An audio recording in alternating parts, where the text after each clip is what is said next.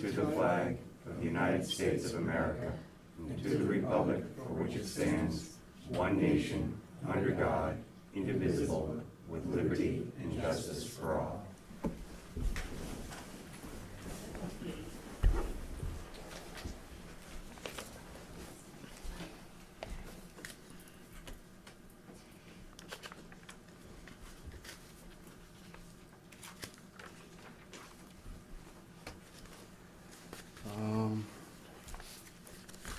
Let's check something here real quick.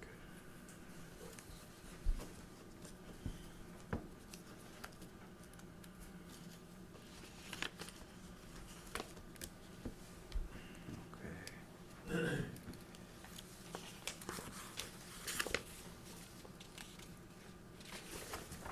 We have September 4th meeting minutes. Has anybody, have you had the chance to study? Do you have any questions about it?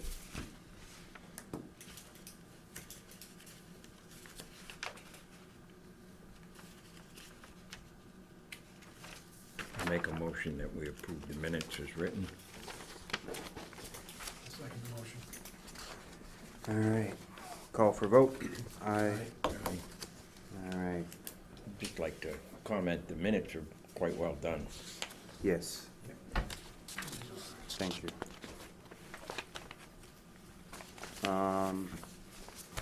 First agenda item I'd like to do tonight, especially because we have a town administrator from Hardwick, New Braintree, as well as the building commissioner here, is the item I had requested to be on the agenda for the regional building commissioner policy, more regarding tracking time in each town, some communication protocols. Just to start with, the basis for this really was coming from Barry's point of view, not necessarily everything that I may or may not have heard from different towns. We originally based the agreement on estimated hours per town during a work week. And so I thought we should start tracking the actual hours spent in each town, so maybe we could start looking at like a rolling average once we start developing like a 1, 2, 3 year average, and say, okay, the rolling average maybe changes a certain town's average based on what we thought when we came into this. And so I thought that was the tracking time thing. It was more about, okay, where are we spending the time between you and your assistant, just to say, okay, are we spending more time in a town than we thought when we originally estimated? And there wasn't a real good way to do that unless we start tracking the time. I don't have any data to support that. So that's where I was that's where that came from, just so you know. Sure. Communication was a little bit town to town, because I did get some understanding that, and again, I only talked to a couple people. There's a lot of people in a lot of the towns, so I'm not taking this to say it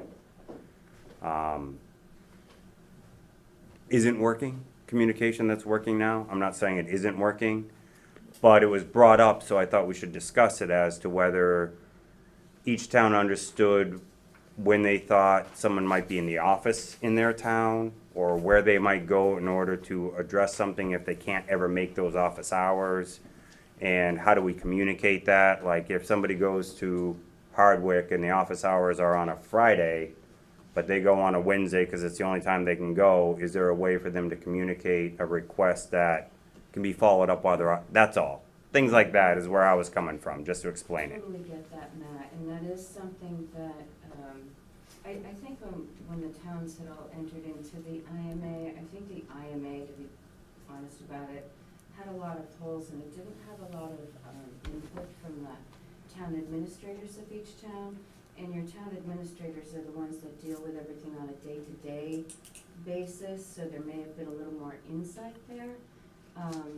So that is something that we've experienced, New Braintree has experienced, and the IMA itself,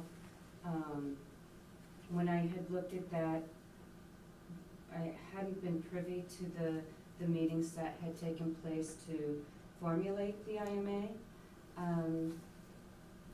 But after looking at that, it was pretty clear there's some holes in there. However, we understood that this was new to all the towns. Yeah. So similar to the senior center, we kind of have to go through it to identify any issues, what really works, what doesn't work. In the meantime, Andrew became your permanent town administrator, and one of the tasks that a new town administrator just naturally does is to look at all the agreements that are in place, to make sure that they totally understand them, know what's required, this, that, and the other. And as he was doing that, he looked at this IMA, we both talked about it, we've met on it several times, and we both concurred that there's a lot of holes. So there was an attached job description, there was some reporting, there's actually financial reporting in there that just hasn't happened for the other towns to see. There's a February 1st deadline for the budget to be prepared and reviewed by all the towns. That didn't happen. So there's a lot of things that I feel have fallen the wayside, and I think that you could agree with that. One of the things that I'm really, I have to tell you, adamant about is an agreement. You have to provide, we have to understand what it is we're really asking for, right? I think at this point we probably do. And that IMA and the job description and everything else that'll end up in place, whether it be policies, procedures, and all of that, in the end, that becomes the toolkit. The toolkit for your employees, but also the governing boards. Yeah. Right? So if we have something with holes in it, it's not gonna quite pan out so well.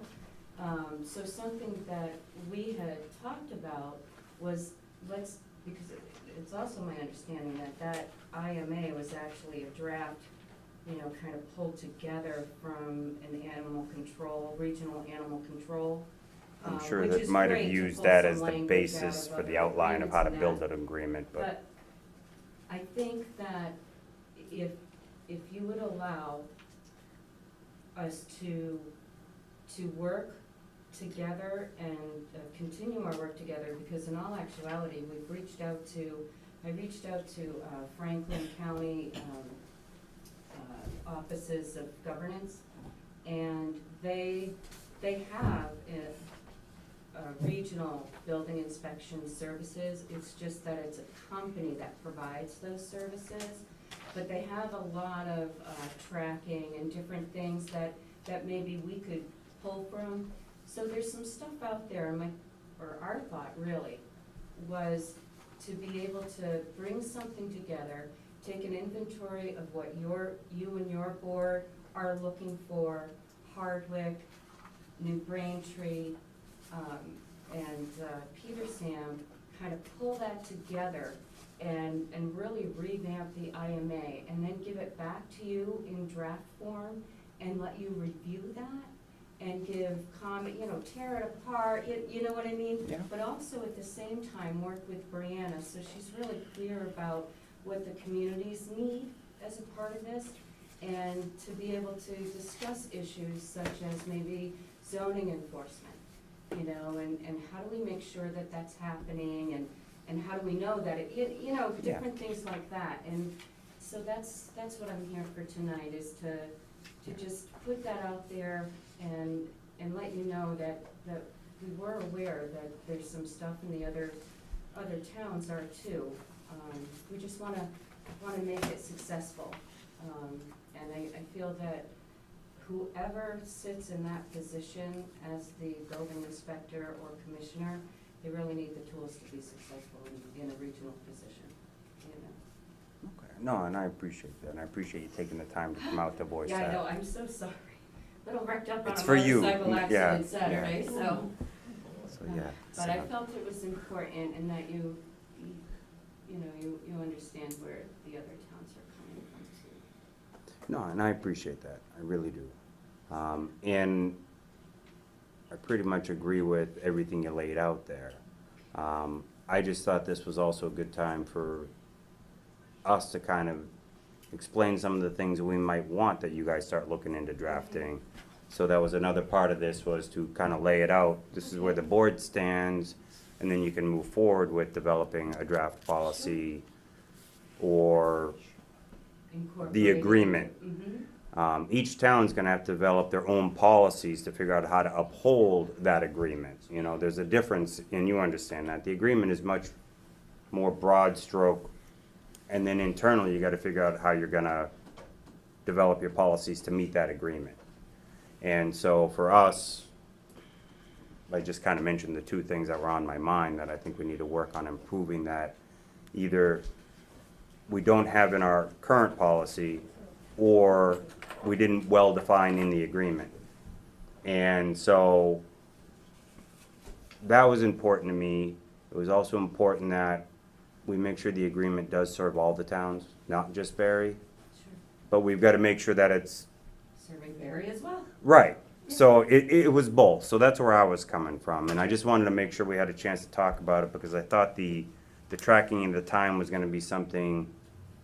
If we started now, at least as we get into budget season next year, we have a better idea of what did we do, where have we been, what does it really look like to spread for this year. Not necessarily consistently over the years, because we all know building goes up and down in towns and it can fluctuate. And that's why I was thinking more the rolling average. You can get 3 years of data, you can start saying, okay, Right. and then start working with that. But I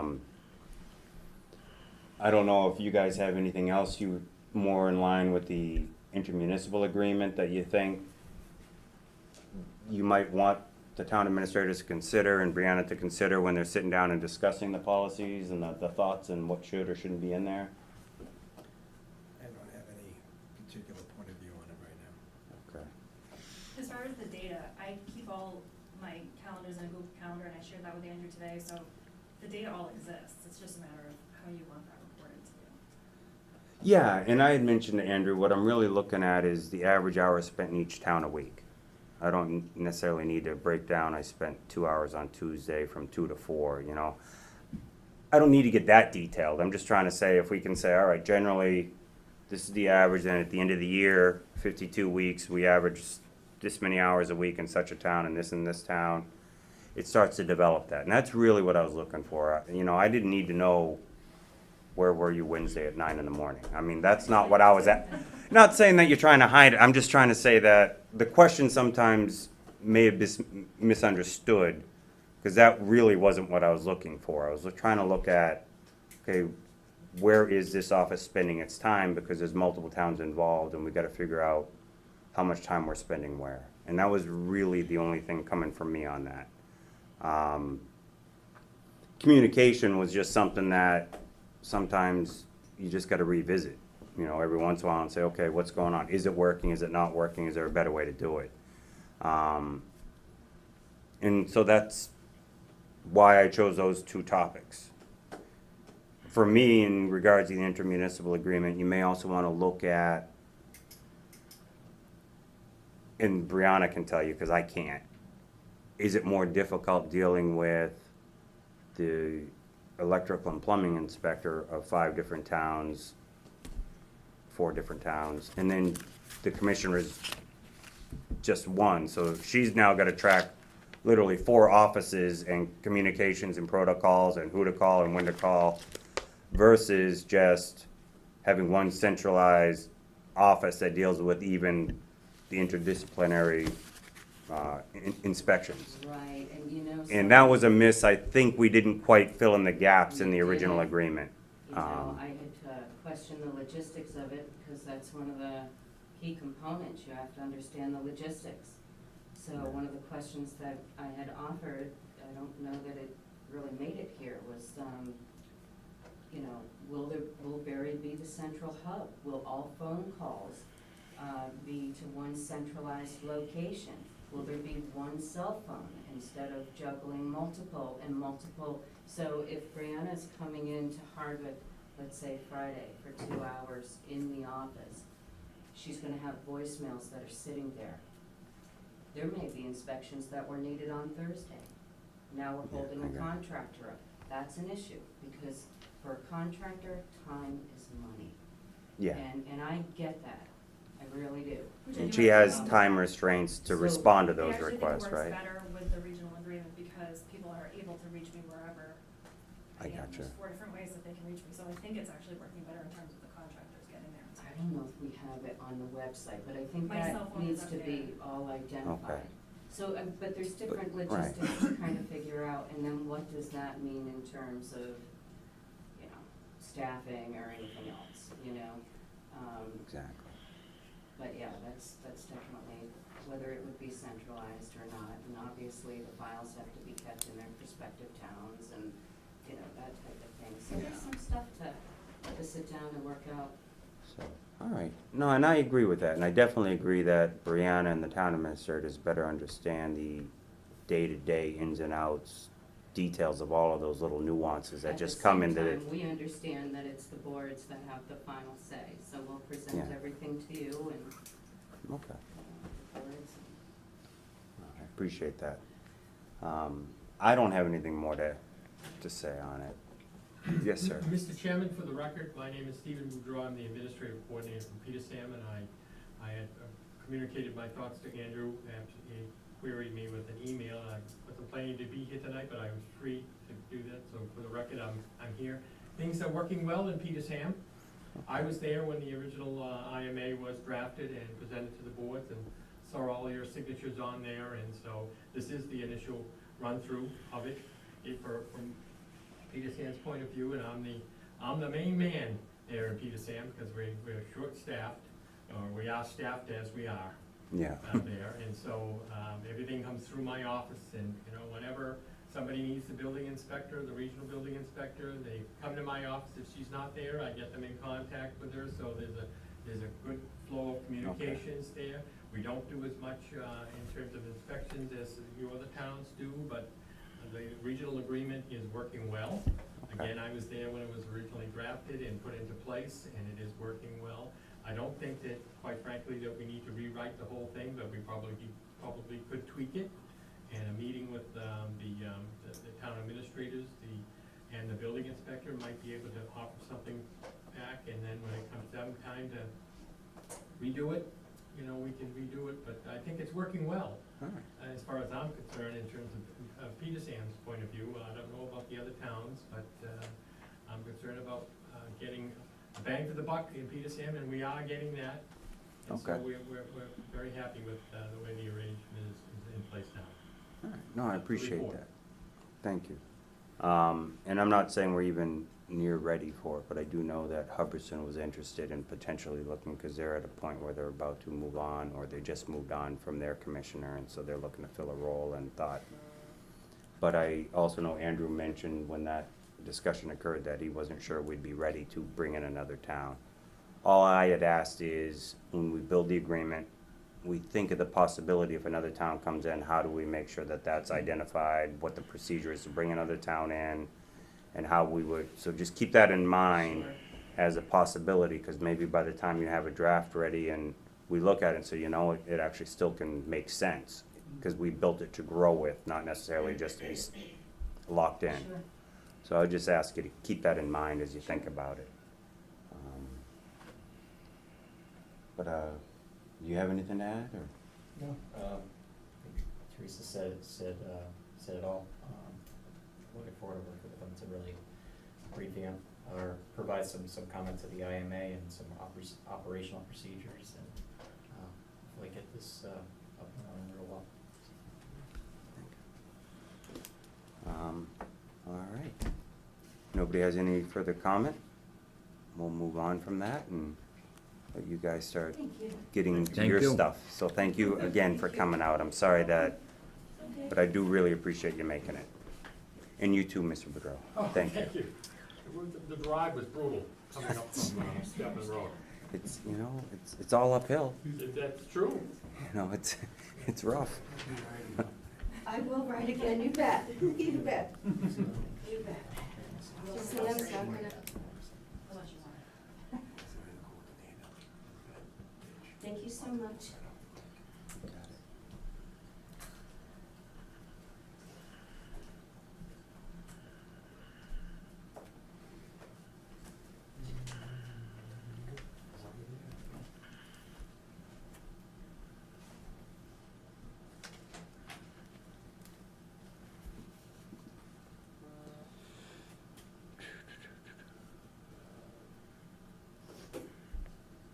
Chief, would you be interested in your police department canine program?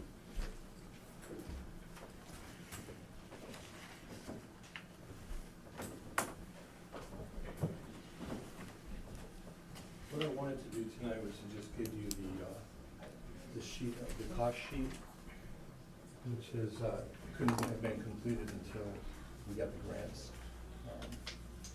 approved, should we, or should you decide to accept them. And I wanted to just give you an opportunity to look these over before the next meeting, and ask that at the next meeting I be able to present. There've been people in town who've shown some interest and said they've had some questions. So I'd like for you to take these, look at them for the next couple of weeks, and then I can present the whole program for your consideration and give people who want to ask questions a chance to do so. Okay.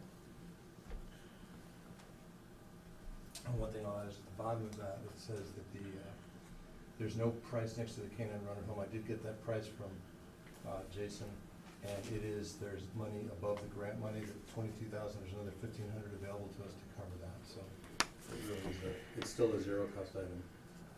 Okay. So. The officer replacement, what's that mean? What happens is, they'll give you up to $1,000 a week to cover the overtime cost of replacing the officer. The program I wanna use is 6 weeks, but if we can't raise enough money to send him to the out-of-state 6-week training program, we have to send him in-state, which is about 24 weeks. They'll cover, about 18,000, so it doesn't match the amount of overtime, hence wanting to use the 6-week program, so we're not out that much more money. But, so the 6,000 would cover 6 weeks of training at the school that I would prefer to use. If not, we go to a school in, I believe, Boston, so, and that would be 17 weeks, and some time off, and then 6 more weeks for narcotics. You get a good portion of that, but not all of it. Okay. You have a couple of things, cruiser cage, cruiser equipment. So, right, What type of cruiser are we getting for $27,000? that's a Dodge Charger. Is it police rated? Oh, yeah, it's a good price, so. Yeah, it seems low for a police rated vehicle.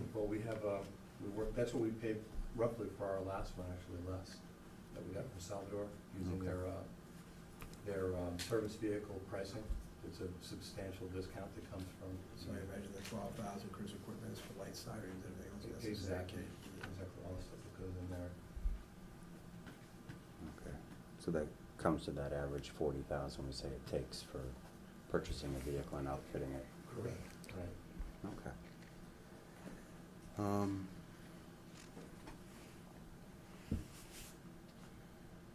Things you might see that are low, they're like food, but we have a vet in Hubbardston that would sponsor us and can get us special law enforcement price on food, so that's rather low. Waterproof boots? Yeah. Do not the police officers already get Well, they're 1,700 plus in uniform allowance a year? Yeah, they do. When you go to a canine officer, you've got to give them an extra set of stuff because they're going to be trips into the woods and things like that, so you give them an extra couple of uniform shirts and pants. Everybody else doesn't have that same demand, and the boots that they wear for tracking are a good bit more expensive than what they would normally wear. I mean, some guys spend that, but most don't for absolute waterproof boots. All right. But that's all, the grant allows for all of that and covers all of that, so it's a one-time It's purchase. just making up the difference, which is primarily the cruiser. Right. All that one-time purchase of uniform stuff is covered under the grant, so it's not so much a cost to the town, because it won't cover the cost of the car, so it will cover all that other stuff. Would this cruiser be in lieu of, or Yes. the same as the annual cruiser we've been talking about? If we could raise the money for a cruiser, then we wouldn't ask for a cruiser, because we wouldn't want, first of all, we wouldn't start buying a bunch of cruisers in 1 year anyway, because Right. they'll all wear out at the same time, but yes, it would be in lieu of. Okay. We talked about this a while ago and understood the grant would quite possibly pay for the dog and the training and things. Yes. And the concern I had then and still have now is is, what's the continued expense and anticipated annual expense needed in the budget for this, and where is that supposed to Right, come from? so this is the setup cost, and if you guys will allow me, at the 2 weeks from now, I'll do a PowerPoint that'll break down all of the extra costs, because there are extra costs, training and things like that. But I'd like to give that in a PowerPoint, because you're right, and I have. Right, that's my, objection has not changed, in the fact that I don't think we really need a dog. Granting getting it for pretty much free is a good deal, but, how do we justify incurring expense for it with our budget the way it is, when we really don't need to be adding things? The potential, of course, is that we have, earmarked, obviously, money, 3% from sale of marijuana if that facility does get up and running, which needs to be used towards the things, and a dog that could be used for drugs could certainly go towards that, and that may be a way to fund it. So we need to know what those expenses are, recurring expenses, and see how we can offset it against that, because I think we're gonna struggle to find good uses for that money, because it has to be used for something drug related, so, or need related because of the facility. But keep that in mind when you come up with the expenses, there should be an avenue where it comes from. But we do need to see where it is and what it's gonna be. Sure, absolutely. The other thing I would just wanna make sure is clear that currently with the waterproof boots at $300, that wouldn't change the current rules in the union agreement, so they wouldn't get that annually. No, the idea. Outside of being able to replace it annually under their current allowance, we'd have to negotiate a change in that, in the agreement. Right, and the way I've seen it in the past is usually there's a funding source outside of, there's usually groups that, or maybe somebody in town that will do fundraisers towards the program. And when you have those types of miscellaneous expenses, if you're going to have them, it usually comes out of there, because Right, the as union long- contract is pretty specific, and we're not asking to add. Okay. It was more just so that we wouldn't inadvertently give whatever Yeah. officer becomes it the thought that, oh, and you'll get this every year, Right. until it does or doesn't make it into the agreement. Right. That's more, I just Yeah. didn't wanna misrepresent it. Right, and there, I have no intention of asking for this. Okay.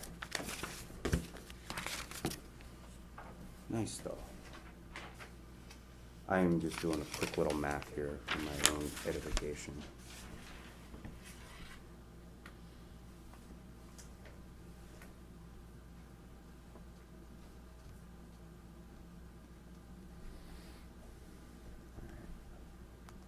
What appears to be more the annual numbers here came to just under $6,000 of things that I think might kind of repeat themselves closely.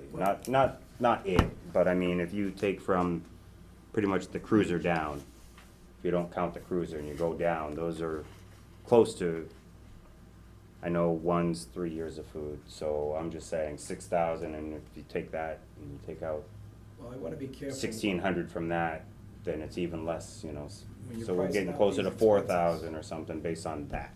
When you're pricing out the expenses, things like a cruiser cage, the cruiser's gonna be replaced every, hopefully, 5 years, or 4 years, that means the cage will be swapped over at a cost or replaced at a cost, so that'll have a portion of that annually. The idea of starting a guy in a brand new cruiser is, a dog's life is an average of 8 years. One guy stays with one cruiser, you should be able to get start to finish and not have to switch it, not incur that expense. We're not getting 8 years out of our cruisers with the mileage we do, and I don't expect to. Unless if we set this aside. We don't want to, but we've been No, doing What I'm it. saying, if we set this aside as just for canine, then it really is an additional cruiser, not in lieu of one of our purchases. Well, we would still only have 6 vehicles in our fleet, which is what we have now, and differences would be you wouldn't put it on details or anything like that.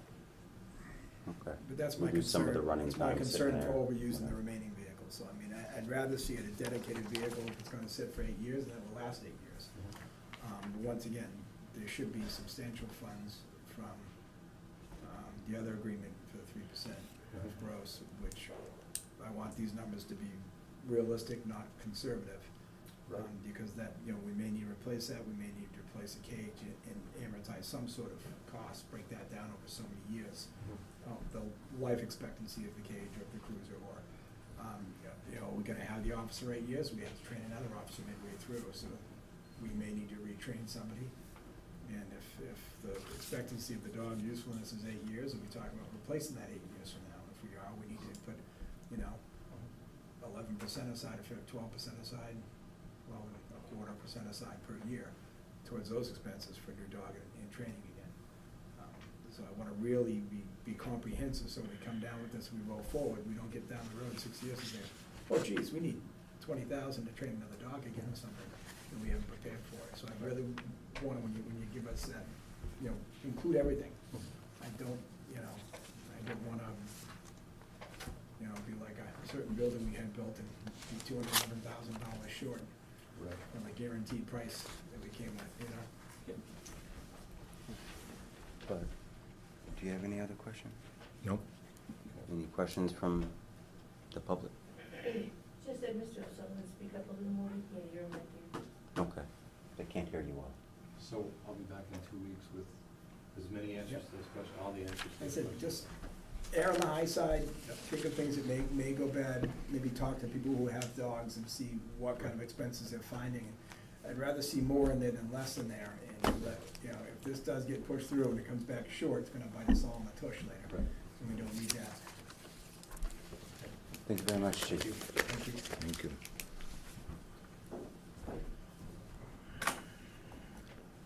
Transfer Station Study Committee. I believe the rest of the board members are aware, possibly from email, but I don't know because you just mentioned some email difficulty, that we had a third person submit, not so much an application, but like more of a resume background and an That's interest why to be I a scanned part. the packet. Okay. I can't open my stuff on my tablet, it won't open the documents on my tablet, so I can't read it. Okay. I get emails, but not the documents, and I can't get anything on my phone right now, because I changed phones, and it, for some reason, it doesn't get permission to sign it, so. Okay. A visit to ITY these days.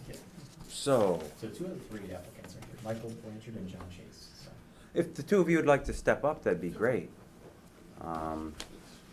We now have officially 3 applicants. I do think it would be worth the board considering getting this committee started, but we can listen and, Take the hot seat. yeah, that's, go ahead, John. Sit in front of you? Oh, yeah, Okay. I would prefer it. You're tall enough, most people can't see past you now, and I'm hidden. Never hidden. Never hit. So from my point of view, I think the charge was pretty well drafted. We need to gather information to figure out the viability of whether it's something we should insource, or is there another way we might modify the actual RFQ, RFP that we have out, so that in the future, it either can help create better control of costs for the town members using it, or potentially actually create a revenue for the town, and we need to review that. One last thing I just wanted to mention, because I hadn't sent it out, and part of that was, it's the Worcester County Selectmen's Association, so I'm not sure how open that is to non-selectmen. But this Thursday, they have a meeting in Leicester, and they actually have an article specifically about municipal recycling programs. So I was gonna go there and gather whatever I can, as well as contact information. I believe I also, last week when we were at the QEMP meeting, Ann Goby was there, and she mentioned that DEP has a lot of data and studies they've already done on some of this stuff, so you might be able to gather some of their information to read first before you go and try to find the information. It might save you some time. So I just wanted to put that out there just so that you're aware of, and whatever information I can gather, I'll make sure to get to Andrew to distribute to all of you. I'm not 100% sure. I think I do, but I'm not 100% sure if I have all your contact info. So I'll make sure I get it to him, pass it around, and but from my opinion, what I would like to do is the 3 applicants, one we would have to vote on if we're okay with Kathy Inman, John Chase, and Michael Blanchard. Michael Blanchard. Thank you. Now that I've said it, it'll start sinking in. So would we have a motion on that, or just to appoint the 3 of them, or do it individually? I'd have a Okay, yeah. motion to appoint our 3 current candidate applicants to the Okay. committee, and to leave the committee open for more applicants still, so I'd like to Yeah. still keep the invitation going, but Yeah. as I said last time, I'd like to move forward. Any work someone can do on it is good. Okay. No second. I'll call for a vote for that. Aye. Aye? Aye. All right, so you all three have been appointed.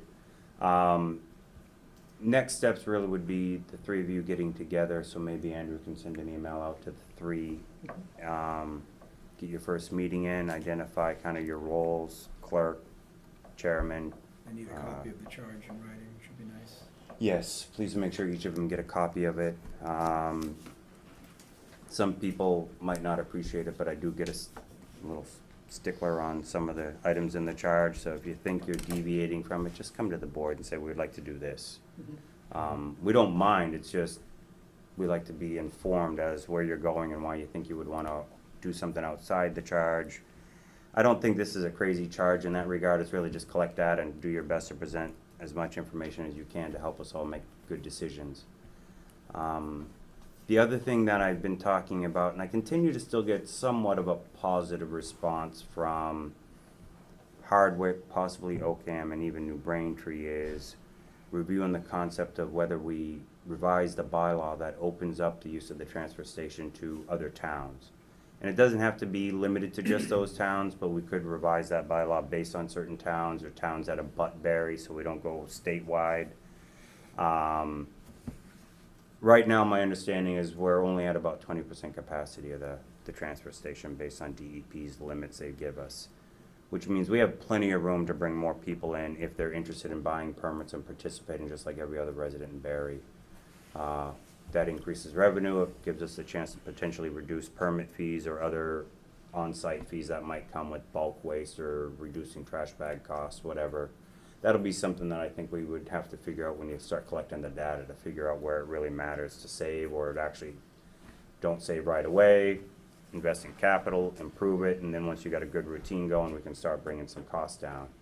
But I would just, for me, I'm just open to you guys trying to gather that data, work it, focus on each of your own strengths, see what you can do to bring that together, and then get us the information.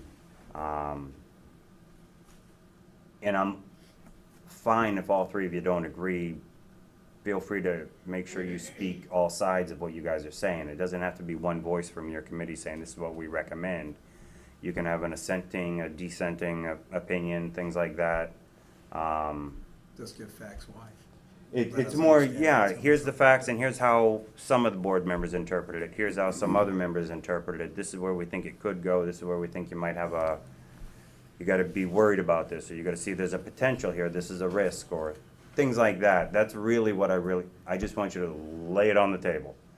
And that would be greatly appreciated. So, I mean, to start with, I just appreciate you guys offering to do it, spend the time, and just try to go from here. We have a deadline, December 31st, to notify Solid Waste Solutions if we wanted to continue with a second year on this contract that we already have. That gives them 6 months to change their plans if we say no, and it gives us 6 months to try to get ready to actually take action if we. Was it 180-day notice? Yeah. Prior to, yeah. So, I'm not saying you can gather that information by then, but it would be really nice if by November you could give us a heads up if you think you'll have enough information that you think is viable for us to make a decision by the end of December. If you think it's gonna take more, it's gonna take more, and we'll have to just accept that. But I just wanted to give you that date so you understood what we're looking at, and if we can meet that deadline, it would be great to have that information and make a decision before we tell Solid Waste what our goal is. This sort of started with me feeling we should be taking over the transfer station. Yeah. The work that I did into looking into it. I went into this believing that there was a lot of money in recycling. Speak up, please. I went into it believing there was a lot of money in recycling, and clearly there is not. And that's gotten worse as time goes on. But certainly scrap metal still has a value. Yeah. You know, pay-as-you-throw materials are still, you charge more than it costs. It's not hard to establish that. Tires, typically we're charging something for a tire that would pay someone else less to take them away. So those things, you can ensure you make money, but we need to know where those points are. What I did find is the money is in the trash stream, hence trying to expand it is one of the ideas. You're operating at 20%. Yeah. I saw some potential, just in the numbers we have from resource management, that there's quite a bit of money coming in from that. But what I wanna see is the ability for us to not to drop bag prices, to drop sticker prices, and the reason is lower sticker prices will bring participation. That quote, sticker shock scares people away. And the $2 a bag, initially I thought I might wanna drop bag costs, but I think it's a good idea at $2 a bag, because that is gonna keep the recycling out of the trash. If you do dispose of recycling, it's a lower cost per ton than throwing a trash, which you'll find these things out. Sure. So that's what I'm leaning towards and looking for. We'll see what you guys find, but I want you to have an idea of where it came from and why. And the recycling, any options from us, getting rid of it in bulk as commingled, or if we separate it, it has value. If we find someone else that has a send that would take it maybe for a lower cost than burying it, or take it for free, anything and everything is on the table. But the sooner we have some raw numbers to show that factually, if we can have, we'll start with what we have now and what we can project. If the other towns, you won't get a lot of commitment, but some sort of acknowledgement they'd wanna participate, we'll get a rough idea what we think the numbers would be, and we could set a sticker cost and a bag cost, which will tell us what our break-even point is. We know what it costs a staff and employee down there, which I think we're only thinking about one full-time initially, and if we bring up volume, it would be 2. But we can look at that cost in our operating cost facility and sort of target what we need for revenues to come in, and then determine if those revenues are achievable. I believe they are, and once we get to that fact, then we'd want to invest more time and maybe keep the committee together to go further into it. So I would say the first thing we're looking for is, can it be profitable? Is it worth it for the town to take it over? And once we get to that point, we can move forward with those steps. And then if we can get you guys to stay on longer, look into it, that's when we want to study further the recycling, bundlers and balers or bulk stuff, or hauling stuff in bins away, compactors and other things we can do. There's a whole lot more to look into it. We don't want to get too deep into it until we get to the first point of is it really viable? Sure. So if you could think about that in the focus, I'd appreciate it. And just as a reminder, Hardwick has a recycling transfer station, and they manage it themselves, so they have their own data on what's going on with the recycles. I know that one of the selectmen says it's definitely been harder the last year or so, Trying to but cut they've back. generally been able to break even, Yeah. but it's not been easy, let's put it that way. I assume that's the plan, break even is a win. No. Yeah. Well, right now, the Solid Waste Solutions contract is a break even for the town. We don't pay them a cent, they don't pay us a Okay. cent. Well, we do pay to throw our own trash away. We do. The town's budget, Individual. the town's Oh, budget, the town does. Oh, okay, as well. Yeah.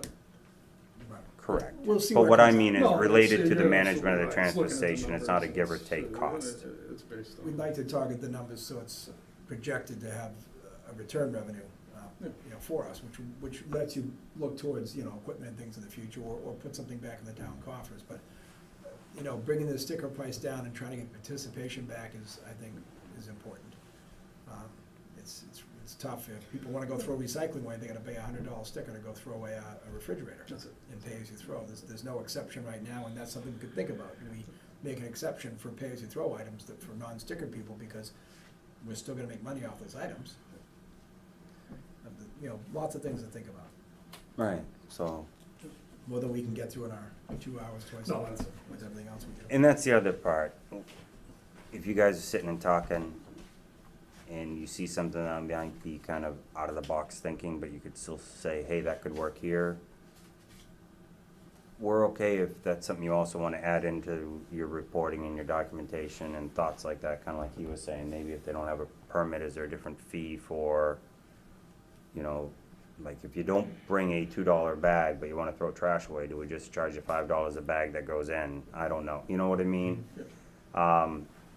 So yeah, we're definitely open to really just the whole economics, we just need to understand what our options are. And something great, this just occurred to me from an idea.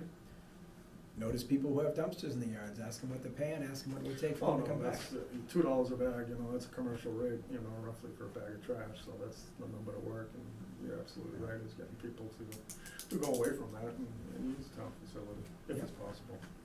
It is. And some people just don't want to, and not to say that's, Want to, yeah. not to say we shouldn't think about collecting from the town. There's no reason the town can't buy a truck and collect, but there's $250,000 for an expense for a truck and some of the stuff. But that would also Something for come the down to future. grant opportunities, because if we think that's something we could do there, you may actually say there's a grant that'll buy you your first truck. Yep. I don't know, I'm just saying, it's something to look into. What I've heard from other towns before is when you get to that option, okay, people can opt in and pay a monthly fee or put it in the taxes. Nobody wants the taxes to go up. So it's gonna be hard to sell that in the taxes, but if it was something that people could have curbside pickup from the town at a lower cost than other people offer it, we may get great participation. So like I said, anything and everything is on the table for now. And just because I don't know who's been involved with the development of this committee and things, there are 2 other boards that are definitely gonna be reading this and also contributing to decision-making. The Board of Health is a significant partner in this. They're also a good resource, so, To that end, our charge agreed the Board of Health gets to vote on the members as well. So that may need to be affirmed by the Board of Health before it's. okay. Well, we'll If I'm double check thinking that. back, I I believe- couldn't recall if we gave him voting rights or not. I believe in but- the charge, we said that he'd be approved by both boards, but let's just make sure, Okay. just in case, I don't wanna, Good I don't point. want them to think that I'm trying to, they already think I'm stepping on their toes in the first place, and that wasn't the intent of this, and I certainly don't wanna give that impression again, so, we do have to verify with the charge. I don't think there'll be any issue with them, but they do have the right to make their vote as well. Yeah, And, you know, if one of them says yes, I think what we said was gonna be majority of the combined boards. So if you get one vote of the Board of Health, we're done, we have 4. Finance Committee also is gonna be involved, because they'll be playing a role in the recommended budget before the town, and they have a strong voice and should be involved. At least when we start getting to the point where we actually can estimate potential number impact to the town and the potential risk of, is there actually gonna be the revenue that supports or offsets the cost? So those are, just wanted to give you that Increased insurance information. may be something to Other look at. boards you can speak to on your own time. They may have questions and may wanna have different ideas of, could you look for this information? This is what I'm gonna be looking for, things like that. Feel free to reach out to them, see what you can do on that. Do you have anything, Charlie, you'd like to? No, you guys have covered it well. So there you go. I would just really like to once again say thank you for offering your time and, Andrew, could you reach out to the Board of Health and run this by them? And I'm very sure we left it as majority vote, so as long as one of them that confirms and says yes, then we can just move forward, and certainly doesn't stop it from moving forward anyways, we're looking for information, but, I don't wanna leave, them out of this, cause I believe we included them in the vote, so. Not a problem. Thank you. I have a question, yes, if it's all right. definitely, sir. All right, so just taking a few notes while you were talking, and you, Greg, a place to meet. Is there Okay. a room or something that we can use to We meet should in? be able to use any of the rooms we have in this building as long as it fits within open times. Thursdays definitely are not overly booked, so Okay. usually you'll find any one of them free on Thursday. Okay. Wednesdays are also somewhat free, say this time of day, until we get into the finance committee season, and then they eat them all Right, up. right, right. The third floor meeting room that planning and conservation use are pretty well booked Tuesdays and Thursdays, but I think we've had people even use the second floor break room. We've used that at times. Senior center, I think, would also be an acceptable place if you wanted to, but we would have to post them, so if somebody wanted to be there at the meeting, they could just have some talk and conversation. Yeah, You need a couple days' notice, so if you come up with if you figure out what you wanna have for regularity, you can pretty much schedule that. And then if the location has to change, we can just post that a couple days in advance. right. Yeah, So So that'd be back in with Yep. you and Sandy? Yep, definitely. Yeah. Right, if you talk with Kathy and the three of you come up with a day of the week you'd like to do it, or twice a month, or once a month, however often you wanna meet. We got a limited time. for December Right. 31st, December so 31st, It's gonna yeah. have to amp up, there's Yeah. only three, Yeah, we've less been, than 3 months. we've been Yeah, trying since so- July, so yeah, it's taken a while to get it Yeah. going. It's Okay, Additionally, once you work out with Andrew and Sandy, it might be that they can also set you up to start scheduling your own, so you don't always have to talk to them about, can we schedule it, but that would also depend. I don't think it's as easy for you to do that and actually know if the room's available. You can post it, but you might not know if the room's available, so it might be harder not to continue to work for them. Odds are one room would be available most nights. Yeah, just when you post it, you usually wanna say where, but But Henry Wood's building is opposed to. it's legal, as long as you tell them that's what you're doing and Val doesn't kick you A lot of out. stuff is solved down there. All right, and the other question I was, I think it was a conversation that you and I had just randomly one day, is, one of the selectmen gonna be part of this, or jumping in, or on the committee, or is that, was I misinterpreting? We've gone back and forth on it. I think obviously I'm biased towards it. Yep. And I've done a lot of looking into it. I'd be glad to answer questions or come to meetings if you're asking things, but I don't think I should actively participate in it, because I don't wanna give the impression to anybody that I'm trying to influence the committee's Right. decision in any way. You know, I've made my case very clearly stated for them, what I think, and I think, the same reason I don't go to a lot of these subcommittee meetings before things come to us, because I think when the selectmen show up to those meetings, it tends to alter the course of the meeting, and I don't like to do that. I like the committees to operate on their own if they can. Glad to have input, glad to be there, but I worry about us being over-involved in things, and the other committees not being able to perform their tasks Yeah, I don't know. autonomously. I had that.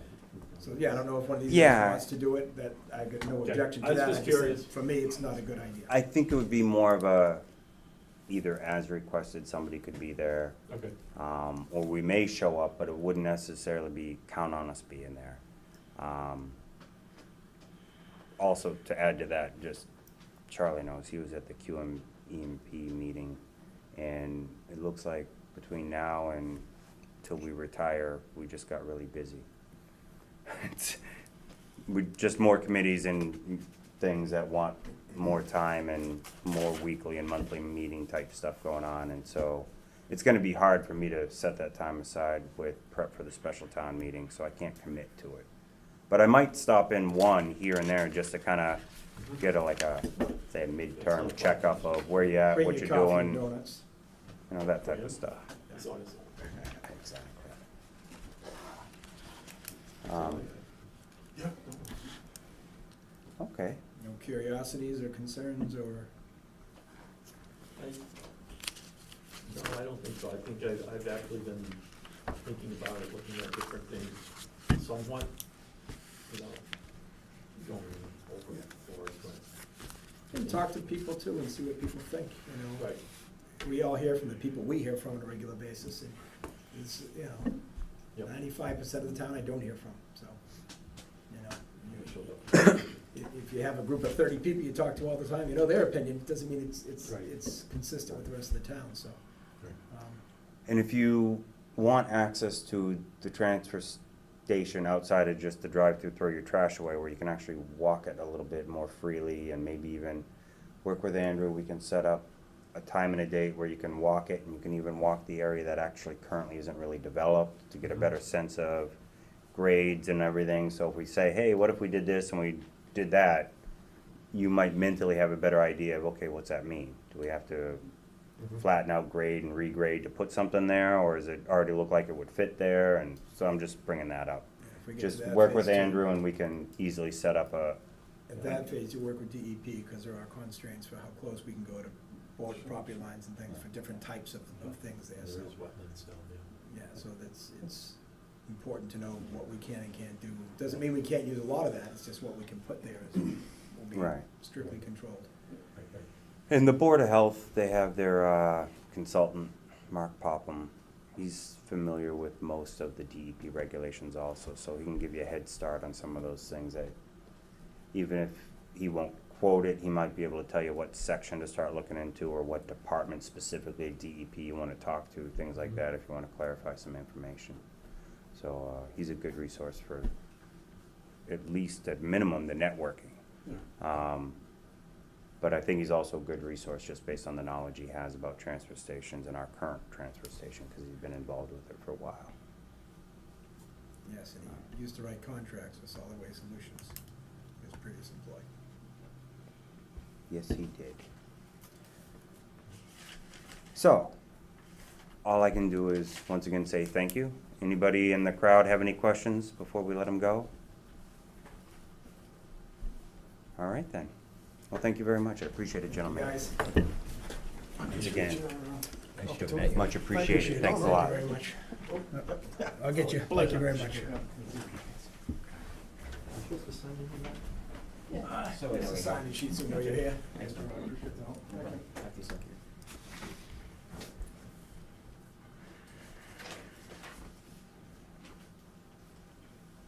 I could just drag this out longer, but no, all right. Let's hit the Seven Hills Foundation discussion topic. Do the first one on your business first, because she's here. Oh, Yeah. sure. I'll take that back. Let's go to Mary Markowski. Yeah, so, Nancy and I, interviewed three candidates for this position.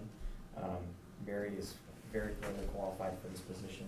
I think she'd be a great fit, in the department, great fit for the town. I don't know if you wanna come up and, introduce yourself? Thank you guys for having me. Thanks for coming. Good firm handshake. If you haven't caught on, Have a seat. this is Greg O'Sullivan, Charlie Chase, and I'm Matt Urban. Nice to officially meet you all. Nice to meet you. So why do you want the job? Well, I've been in finance for most of my career. Can you speak a little louder? I can, yes. I've been in finance most of my career, and money is something that is intriguing, and I like to watch it come and go. I was a bursar in my last position, and I'm looking to get a little bit more involved within the community spectrum. The college level was a little bit daunting, teaching children. I want to kind of work with people, hopefully, that have a little bit more of an idea of what they're doing when it comes to their pocketbooks. But Nancy and I kind of discussed, sometimes that's not always the case in this arena either. But I'm used to the educational platform as well, so working with the community is part of what I did at the bank, which is where I was prior to being a bursar as well. So I'm hoping to be a great little fit into the community and part of the town. You have any questions?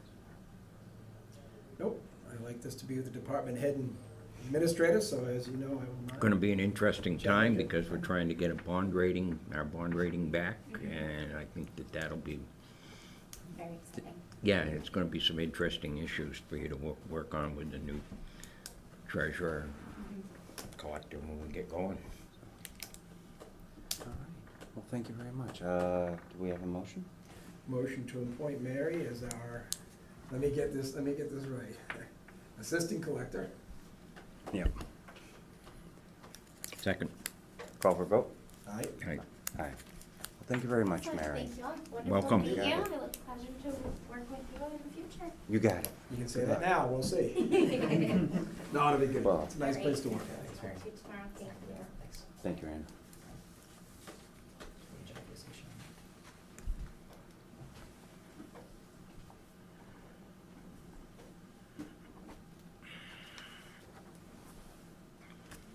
Who's it go to? Yeah, I'll keep it here. I'm used to throwing it to her, and then I was like, wait, She does a lot. all right.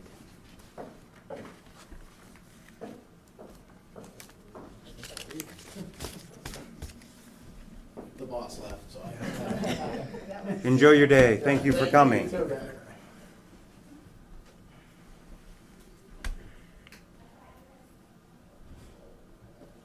All right, we'll go back to the Seven Hills Foundation. Who put this on the agenda this time? I just kept it on, at your last meeting, you stated that you wanted to continue the discussion at the next meeting, so. Gotcha. kept it on. Okay, just wanted to, do you have a specific thing you'd like to speak to on this, Greg, or no? Well, unfortunately, I didn't really think about it much because I'm not getting my packets to open my electronic media. But yeah, My thoughts basically, I wasn't pleased with their letter last time, as we discussed briefly at the meeting. I don't know, I think it might be effective to talk to the states, I don't know if you call it the agency or authority that sends them money from the state. I would think that they are expecting a certain care for the kids. And that's been our concern right along, that these students are out, they are a danger to themselves if they're lost in the woods. We know how big the woods are here in town and how deeply lost they can get if they get out and get turned around. It's very challenging for us to have to go look for them depending where they are, especially if they're trying not to be found. You're not talking about people as the colder weather comes and not going out with camping gear ready to be outside. You're taking off what's on their back. And, I don't understand the resistance to making a more concerted effort on keeping after and keeping control of where they are. Something as simple as cameras or, an exiting doorbell on the door so they know when someone's left. There's gotta be ways they can take some steps, but they've refused to discuss anything with us. They refuse, once again, to come to our meeting, which is required. We cannot go to theirs by law. There's no way for us to record it there and have it out on camera, so. They're completely avoiding coming here, and they've not made any concessions or any attempt to help stem this tide of kids running off, and I'm very frustrated. So I would think, the Labor Council said he's aware of some of these rules, and maybe we should ask him to look into it. I'm sure that would incur an expense if we do it, though. We'd have to decide what's reasonable to do. This isn't really a labor issue, but if he's familiar with these, perhaps he would give us some time or steer us in a better direction, or give us an estimate for what it might cost to have him look into it on our behalf legally. It sounds like he was pretty well versed in it from our discussion the other night. I refuse to believe there is no action we can take.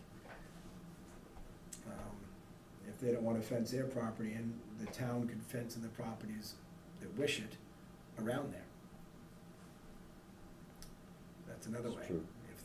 If the people in the private property don't like people entering their property, we could offer to fence that in, and see what our expense would be to do that. And that would at least restrict access from certain points and along the public side. So if they don't want to do something, we could also look into the possibility and expense of doing it from the other side. And although it certainly disrupts abutting landowners more than anybody, I don't think there's anybody in town that hasn't seen these kids at some point. Helicopters flying over the houses at night, there's a lot of that. Police cars cruising the areas, walking down driveways. I've seen up in my driveway, flashlights hooked up for kids. Nobody wants this disruption. I'm sure the town would be in favor of, we could put it to a vote and see, but I think they'd be in favor of spending some money if needed to be for us to close in the private and public side of that facility. And then at least they're only going out one way at that point, and that's down the road. And I'd just like to see us keep working at it, just because they're digging their heels in and not budging and not coming to talk to us and not making any attempts. There's no reason for us to discontinue this. Gotcha. Man, I took very strong exception to the letter that we've got, a copy of the letter we got to Attorney Baird from them. And, it implies and it outright mentions that, we disparage their clients and stuff like that. I don't think any member of this board has done that. And I really was upset when I saw that, because we've asked for some cooperation on some issues. That doesn't mean that we're disparaging them or we want no part or anything else, but, and I don't sense that the speech has been hostile in any way, shape, or form, and I was really upset when I saw that, and I think that we have a lot of residents in the town that are very concerned about what's going on and not staying there and, doing stuff around town, and I'll be very kind when I say they're infringing upon the property rights and the public safety and well-being of our residents. And I think that, if anything, at the very least, Seven Hills has a public relations problem here that's pretty big. But I was really upset with the letter and the tone, and, they haven't run the place since 1899. Of course not. And I think to give that impression is pretty misleading, but, to say that we are against, people with disabilities, or inferring that in the letter, it's the furthest from the truth. We haven't done that. Nobody on this board has said that. And I was really irritated when I saw it. I can't help it if they haven't looked at the meetings, but, and we went in, I think, Andrew, when you and I were in there at that meeting, we were very, very civil, very professional with them about the whole situation. In mentioning the fence was mentioned at that time, there was nothing mentioned back, and that would have been the place to do it when we had Representative Berthium and Senator Goby there. There was nothing said back to us, and that was discussed. So, I thought maybe we need another meeting with them, but, I was just a little taken aback at this letter, and we have a few of their clients at our schools. Nobody has talked about any of that and the cost associated with that, and so I don't think, and we mentioned that to them, and so I was really irritated by this letter, to put it bluntly, and for them to try and say what we were thinking is just the furthest from the truth. I think my language was the strongest language when I said they're not good neighbors. But you know what makes good neighbors? There's an adage about that. Yeah. Fences make good neighbors. Yes. It's as simple, it's as old as a day is long, and it's true.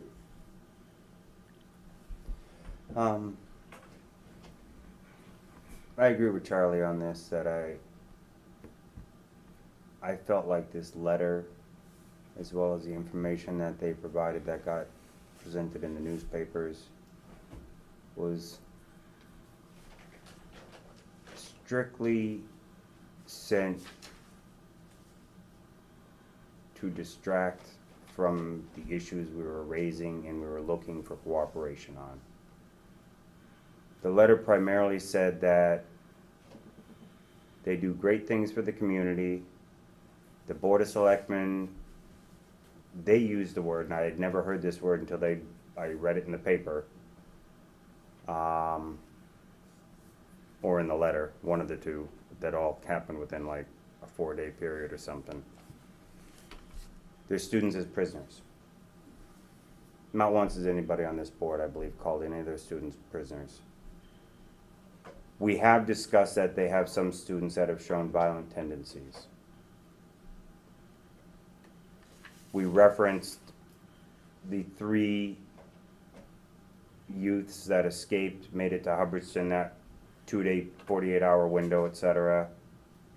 We referenced that there were reports of break-ins along the way, whether it was breaking into a vehicle or potentially a trailer or a house. Some of those things came up.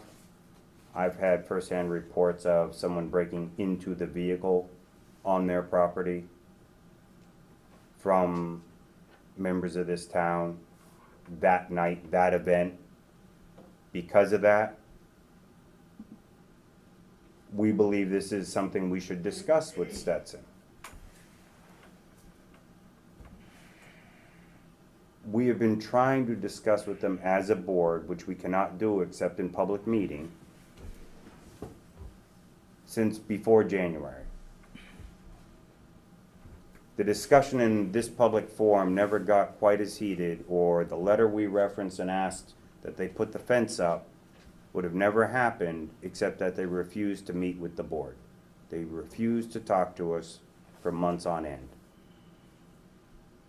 And so we felt we had to send them a letter stating, based on the recent events, and that was the first of 2 or 3 youths that got away within a month. We had the Hubbardston one, then a week later, someone else escaped on a Sunday, and then, eloped on Sunday. Apparently, I'm using bad language. And then recently, just, I think it was 2 weeks ago, we were hearing this, talking about another elopement and trying to get some better information on how they handle it. And that only got so far. I don't know if we ever got follow-up on some of the questions we had, that they said they would offer more info, but apparently they didn't. So we're still trying to figure out what's going on up there. And I think most people in this letter truly pushed everything on the youth. They say we're disparaging the youths on their site. What we are is we're questioning the management of that site by Seven Hills. And it's owned by Seven Hills. You can call it Stetson if you want, but it's no longer Stetson. That's what goes back to the 1800s. It's run by Seven Hills. It's a different program being run now than it was decades ago, let alone more than 100 years ago. We wanted to discuss with them some of the issues and concerns we had between communication protocol with the local law enforcement, which also results in communication protocol through them with the town. A lot of the abutting neighbors are concerned when random people are running through their yard and they don't know why. Whether it's the youth or the actual faculty chasing the youth, they still don't know why someone's in their yard. If they knew, because proper communication was made so that they could be told, this is what's going on, don't worry about it, but they also get notice that if they want to, they might go lock some doors and windows if their habit isn't to always have the doors and windows locked. But giving them notification gives them the right to make that decision. But if you choose not to communicate, the homeowners living next to them don't have the opportunity to take precautions, even if it's a simple theft of something that would be very minor. It's still something that that owner may not want to be taken, and it might be a theft of opportunity because someone says, I might need this to continue getting where I want to go. And I leave that very generically because I don't know where they want to go. I don't know what's in their mind. I'm not saying they're bad children or any, but for some reason they felt they had to leave the site and go somewhere. I'm not saying that anything Seven Hills did there caused that child to want to leave the site. That's not what I'm saying. I'm just saying they did leave the site.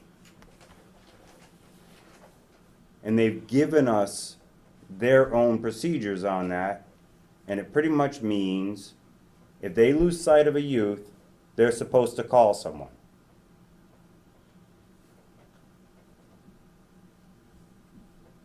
They have certain number of accountability. I don't want to call it bed checks, but they have a way of checking we know that everybody's assigned to us is here in the building at this point in time. They do it, I don't know how often. I think they mentioned maybe every 15 minutes, every half hour, they're supposedly doing their checks so they know that everybody's there.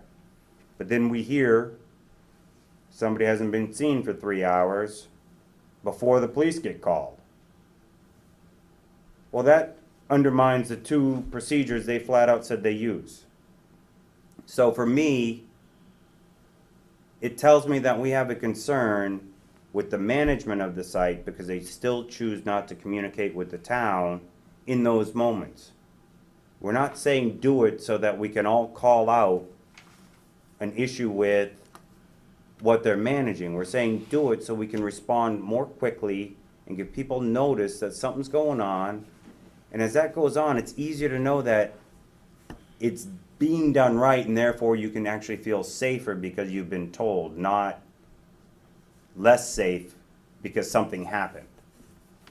Right now, they feel completely unsafe because they normally don't hear about it either until the helicopters are above their houses, someone's running through the yard, they don't know why, or maybe it's not even their yard, they're just running around in public being chased by somebody and everybody's calling 911 except the company, which is an example that has occurred in the past.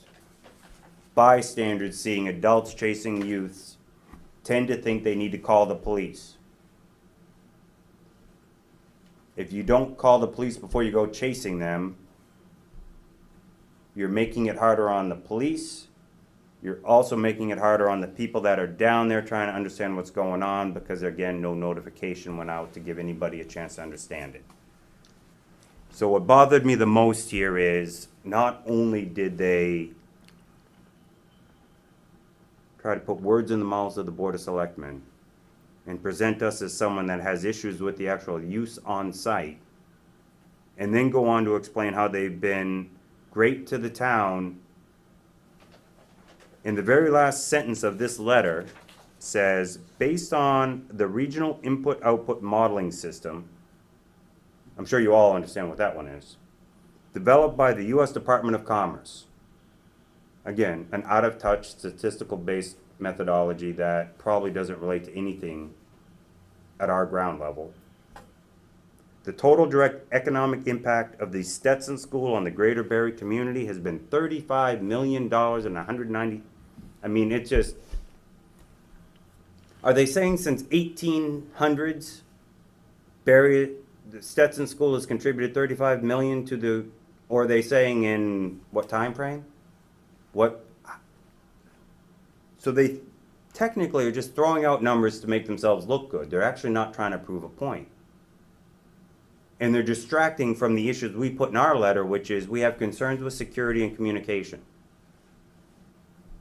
And rather than even addressing those as we had requested, they flat out put up a smoke screen, tried to push the attention to the other side, and see if they can get people in the general public to dislike the Board of Selectmen for trying to represent the town's people that have told us they have an issue with the lack of communication and not knowing why someone's running through their yard, which is a whole different legal battle.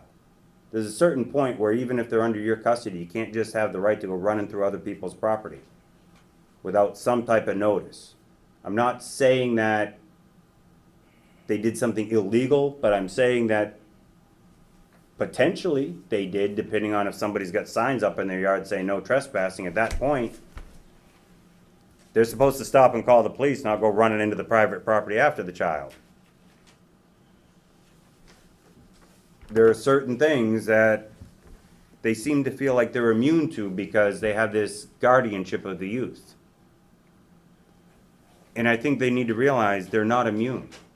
They have to participate, they have to work with the community, and that's not just getting their students to donate money to our public safety every year, or giving us 4 acres of land one year and saying that should be good enough, look how good we are, when we have other nonprofits that are probably better neighbors who give us an equivalent of 1 acre in money almost every year without us ever asking. There's no agreement, they just offer it. There's no written agreement, no pilot agreement. They just offer it because they're able, they're willing, and they understand the relationship and how we work with them. So I think they need to understand the difference between how they present themselves on paper versus how they present themselves in real life. And that doesn't mean I can't still work with the people there and we can still turn the page and start getting in the direction we want to go. It just means they need to come meet us as a board and just have the conversations and explain to us why they can or can't do something. Personally, I still have not gotten anything that makes any sense to me other than please leave us alone is what I'm hearing and reading between the lines. And I don't think that's fair to our town for them to just say, please just let it be. Please just let it be. because it's not fair. It's just not fair to the people that are worried every day, every night, every weekend, if someone might be coming through their backyard and up to their house and looking for something. And for them to respond the way they did just made me feel like they don't truly understand the concept of a good neighbor. But, like Greg said, if that's the type of neighbor they think they want to be, then they should put up a fence and build their own little island in the center of Barre. And, because that's the type of neighbor they pretty much said they are with the type of response they gave here. And I just wanted to take this moment, this platform, to give a thorough, this is what's deep from my heart. We sent a letter from the Board of Selectmen to them. They had their attorney with their attorney's letterhead. This isn't Stetson, this isn't Seven Hills, this is their attorney, sent a letter to our town's attorney, and pretty much didn't even respond to our letter. Outside of thinking that the Board of Selectmen are disparaging to the youths and that they've been great to the town. So I'm just very disappointed that when we send a letter to, I think, Joe Allred, right? We address it directly to him. He couldn't take the time to come before the Board of Selectmen and talk to us about our concerns. I've got nothing more to say, but I do believe it needed to be said. Yep. Anybody else? We got our words out, we should move on. Sam's got a comment. Member of the public, for those that need to know. I'd like to say something in support of the thoughts of perhaps a lot of the abutters. Perhaps I'm putting myself in their position. Now, they have a nice environment, this school, it's pretty. And if my property were abutting a nice environment, I'd be kind of happy. However, if these people in the environment put a fence up at the property line, it would probably detract from the value of my property. And I wouldn't be very happy about that. So a fence is kind of nice in some instances, but maybe that's not the direction, because it's going to make more discord between the abutters who might have lost some value when a new customer comes in and says, I'd like to buy it, and they say, well, why is there a fence there? Well, sometimes those kids run away and are chased by police, and the new customer, the new possible purchaser of the property may say, well, yeah, I don't want to live here. So that's something you need to think about before you talk about fences. Thank you. I would just, thank you. I do have a counter to that. Type of fence makes a difference on how you see that. You might be envisioning a chain link fence. I might be envisioning a nice brand new privacy fence, wood slat, something that could actually look nice and not be a detraction. And secondly, if somebody's gonna sell that property to somebody and not disclose the fact that that's what is right next to you, that's between you and the buyer. But that still exists there whether the fence is there or not. If a buyer wants to buy land or develop on something right next to Stetson School, it's their due diligence to figure out that potential effect. And apparently, if all they do is just read some of the Board of Selectmen meeting minutes or some of our local paper articles, they can catch on pretty quickly about the recent issues that have been a concern of ours. So the fence is actually going to be something that would be more important to Stetson. And I'm thinking if they feel like a fence makes their children feel like they're in a prison, they would put up a fence that's not chain link fence. they would choose something that is more visually appealing. We didn't set regulations on what type of fence. We just mentioned that because when the youths escape out the back of the sides of the property, more often than not, it takes less than 30 seconds and they no longer have eyes on that youth. You're in the woods and you got a child running from you, you tell me how quickly you're gonna catch up to him and keep your eyes on him the whole time through that woods. And now the abutters are concerned where they're going. Are they running into their sheds to hide? Are they running into houses? Because nobody's gonna look in a house. But they do, because we've had abutters say that faculty have looked through windows of houses or something looking for somebody and it's confused. They've been totally confused why someone's looking. I can only state that as reported to me. So I'm not gonna say the validity of it. It's just been told to me that that has happened. I trust the source. That's why I'm bringing it up. It's one of the reasons we thought it was time to bring it to a public meeting agenda item and start making action on it, because our attempt to try to do it less out in the public failed because they pretty much just refused. And so it was time to take the next step. And this is the response we got. And this actually, just to remind everybody, that whole letter, if I recall right, started after that issue of the 3 youths, because that's when we had, I think, Lucy Allen came in and as an abutter and represented her concerns as well as others. And we finally said, okay, we gotta write a letter because doing something else didn't work. So the letter we sent was in response to an incident that actually occurred. Not an incident we make up about theories and rumors about the type of person that's on that site. We spoke to an exact incident that occurred in recent history, and we asked him to address the issues again after we've already been talking to him behind the scenes for months.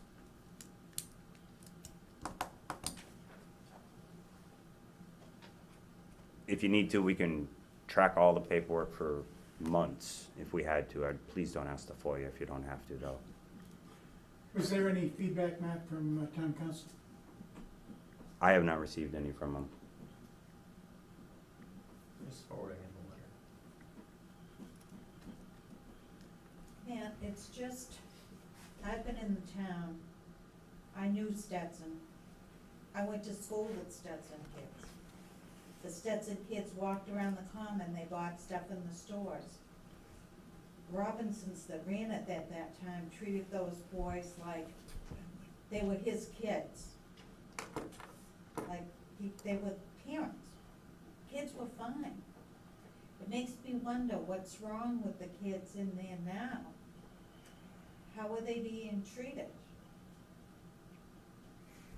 It's just, that they'd wanna run away. I can only I suggest it's not necessarily what's wrong with the kids, but it is a certain state of our current government-run social services. Because they, and understandably, they have to create certain objective policies and procedures. And then they have to hire people to fill these roles. And what happens is you lose that family connection because it's no longer owned by someone that takes it as if it's their family. It's someone taking a job, they do their best and they go. Especially when they're doing their best, doesn't allow them to do what they think is better because a policy prevents them from taking the next step that they think would be appropriate. So it's very difficult. So I'm not gonna try to say that it's because Seven Hills or Stetson are doing a poor job within those rules. I'm not necessarily saying because all the rules are bad. I'm just saying it's a very challenging environment to create a disconnected person and create a policy for them to help somebody that is going through some troubles. In other words, you get that third party, I never knew this kid. Now they've got to come in as a job and find a way to get this kid caught up to speed with history of that kid and then figure out how to get them better. When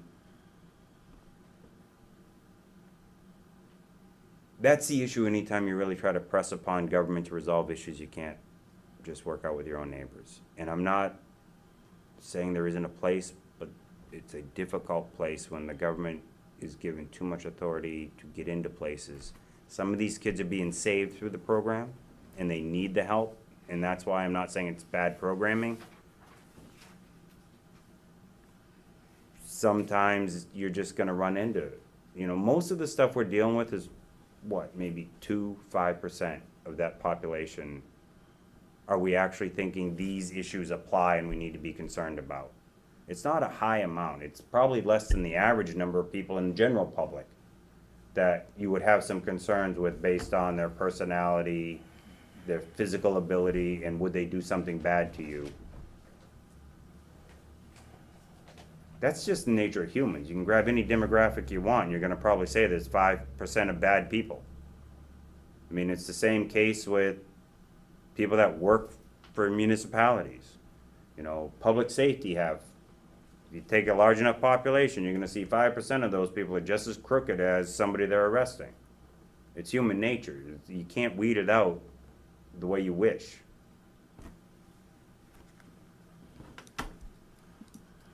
So I'm just saying that I don't want to necessarily say it's the kids necessarily, but it is the type of environment that's been cultured because you do not have that on-hands ownership that really is there straight for that, who had the ability to choose the employees just for that, and probably had maybe a little bit leeway in how those employees are managed compared to what we're allowed to do now with employees.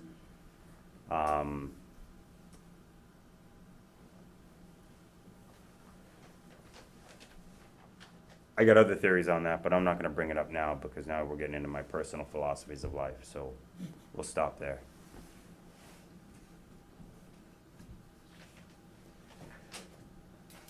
I have nothing more on this. Does anybody else have anything to contribute? All right, let's move on to the next item. Happier Times, 250th Anniversary Committee. I'll let Andrew lead this discussion with Charlie. Yeah, Charlie requested this item be on the agenda. I pretty much just rehashed the 250th anniversary charge that I had thrown together back in November.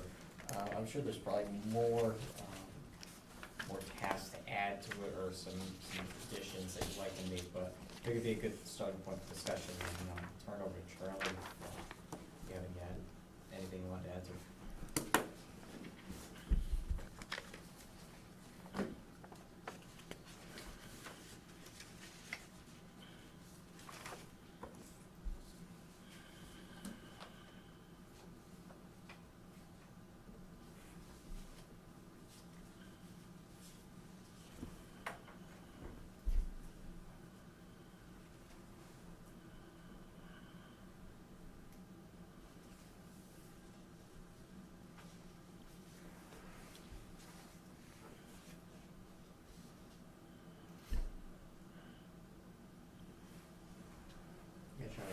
Yeah. Your thoughts were, if you want No, that to looks proceed. good right now. I just wanted it brought up. I just didn't want to fall by the wayside. 'Cause time moves on. One thing I would mention is it got brought up that Hubbardston now has a recreational director that kind of volunteered to do the position and apparently was heavily involved in their 250th recently. It would probably be a good resource if we reached out to her just to see even if it's something we should add items to this, or if she's interested in when we do create the committee to work with the committee and just bounce some things off with her, how she accomplished it. Might be worth, even while we wait before we have a committee, but we definitely are looking for applicants. I do believe we're looking for applicants. We may not have approved the charge, but we need to get people going because 2024 is gonna come by very fast. I believe we didn't make a charge yet. We talked about doing it soon, Yeah. because 6 years for this type of event Yeah. an exorbitant amount of time. So, we need to start figuring out, and maybe even Hubbardson can tell us total cost of the event they did, and then we can start figuring out what we need to budget, plan for. I guess the other thing is an event like this, something where somebody would want like a company to come in with the carnival rides, the Ferris wheel stuff, because it's not something we do a lot around here, but neither is 250-year anniversary, so it does seem like it might be that next step up worth doing if there's interest. I just don't know if there's interest. You know, they could set up at Felton Field and we could do something else at, you know, maybe a big event even at the school that might have a whole bunch of like field day type game things, and so it could be a town-wide spread out event. I'm just saying there's a lot of little pieces we could put into this, and we would just, but yeah, time flies once you realize you have a deadline, and we're already like probably a year behind that deadline. We just don't know it yet. I had been involved with the anniversary committee, prior committee, not directly involved, but from the management side. But one thing that we did do was provide, you know, just a seed bank from tax funding, just to basically say, all right, here's kind of like, you know, here's the money that you have to start with. Now you have to start doing some fundraising and stuff like that. I'll leave that to the committee to decide, but you know, kind of all the logistics and trying to gain revenues from that, with the hope that, you know, at the end of the day that they'd be able to turn back that seed money to the town. But say it's however you guys want to proceed with it. And that's something eventually we're gonna need to work with the finance committee over the years to find out how much money we do wanna put in as a town versus just fundraising. You know, 'cause we do have 6 years to possibly say, you know, contribute some each year and start building up a base that, so it doesn't hit one tax year too hard. Which means we need to establish an account for this. This is gonna be an official town charge, an official town event, it's gonna be an official town account. So we have to make sure that the money is appropriated, handled, and accounted for properly. And it's gonna have to be, probably a capital expense account set aside for this item. So we're allowed to build money in it. So we have to be careful that we establish that in the proper manner soon. Because I think we should get the charge going soon. And you know, as Charlie indicated, maybe getting, you know, horse-drawn carriages, like, you know, if you can get the Clydesdales, that is something really nice for this event.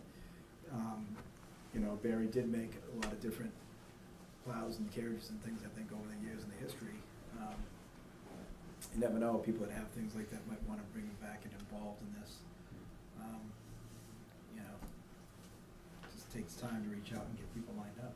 You wanna have a large band, from one of the colleges would be fantastic. But we need time,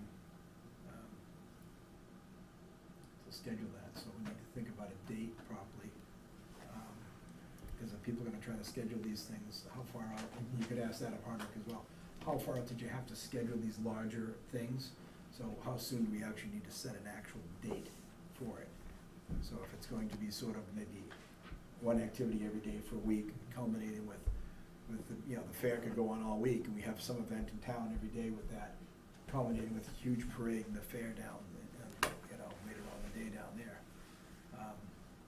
But we need to have a date to shoot for. We can't just plan it and say, well, the date's coming, because anyone that's planning something that we're looking for, a grandeur of a large band or a horse-drawn, you know, Clydesdale team or something, we're gonna need a specific date years in advance. We could We could look at. choose the date or week revolving around the 17th, 2024. We could look at it too, as far as. Possibly maybe- do the town meeting that week.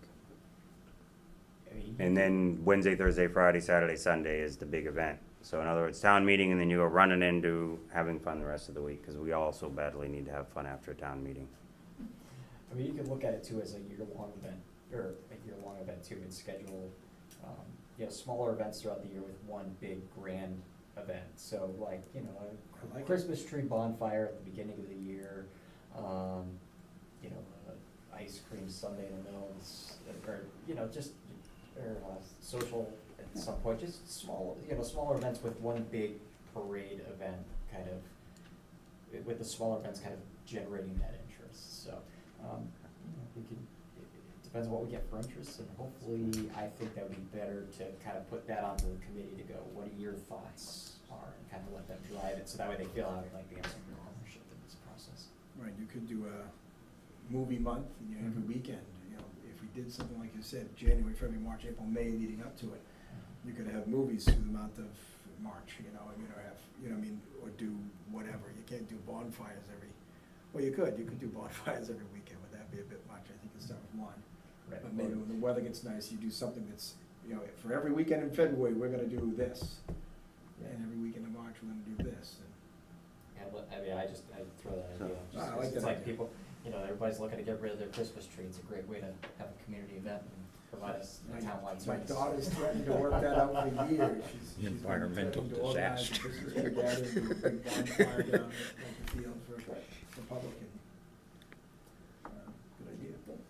So, just to put it out there though, in just a sec, because I didn't want to get too involved in what we should do for this, because we're trying to create the committee to decide what we will do. Originally, we recommended 9 members. It stated 1-year terms, annual reappointment by the Board of Selectmen. For this, I like maybe a little bit more continuity. So, if someone gets on this, I probably would be inclined giving them this all the way to the end. I mean, 6 years is 6 years, but 6 years is, again, if you're on this committee, it's gonna fly, and in 1 year, you're gone, because all of a sudden we get 3 more applicants that wanna be on, and we wanna rotate. We're actually probably gonna make it harder to stay on the same page to get to an end. So, outside of that committee voting someone off and coming back to the board saying this person really is not helping the rest of us, or someone retiring, moving on, whatever, I would suggest that if you want to be on the board, we're not looking to have to reappoint you every year. We want someone that's going to take it from the beginning and do what you can to put in the time. If you can only give 3 years and then you gotta, that's fine, we'll get someone to fill it, but I don't want you to think we're gonna kick you off just because someone else might have been on the application list and it's 1 year later. Because even though it's a 9-member committee that we're creating, it doesn't mean that other people in town can't still contribute. I would state it as a 6-year appointment for up to 9 people. If someone should leave the committee, we will fill that vacancy at that time. And part of the charge will be written that we have the right to remove any person we want to. So if somebody is having, if everyone's having trouble with one person, we can remove them. We don't have to say in case they're removed or whatever, but just say if a vacancy occurs, we'll refill the vacancy and it's for the term of this committee. And we'll just replenish as needed, but make a 6-year charge for everyone, up to. Yeah. Or just a charge expiring on a week after the event is over. There may still be some follow-up stuff we'd definitely like to have I'd better go to the end of the appreciated year. on. There may be So, checks and things to settle and I things. was gonna say, yeah, you might wanna go a little bit beyond that, just Go a that way couple we can months. wrap. Let it go. Okay. Yeah. That's all I meant. That's what Something, we that's did. all I meant. Don't close it on the day of the event. But either way, did you have something more to add? Well, if you have other towns that I've known about, when you have an event, like in each month, you can make it an event, like they've had dinners or dances or things, and there's tickets for it. Mm-hmm. So it earns money towards your event, the big one. Hopefully have them. Monthly like fundraising fundraising. events. That's possible, but I have noticed regionally we're having a lot of events from a lot of places already, so it's nonstop competition. So that, I think, would be better if we do that for the next 6 years, to develop that, like a dance night where the hosting venue gives 50% to this, and the other 50% is for their own ability to run it, because there's only so many places you can do where you don't still need to cover the operational cost to do it.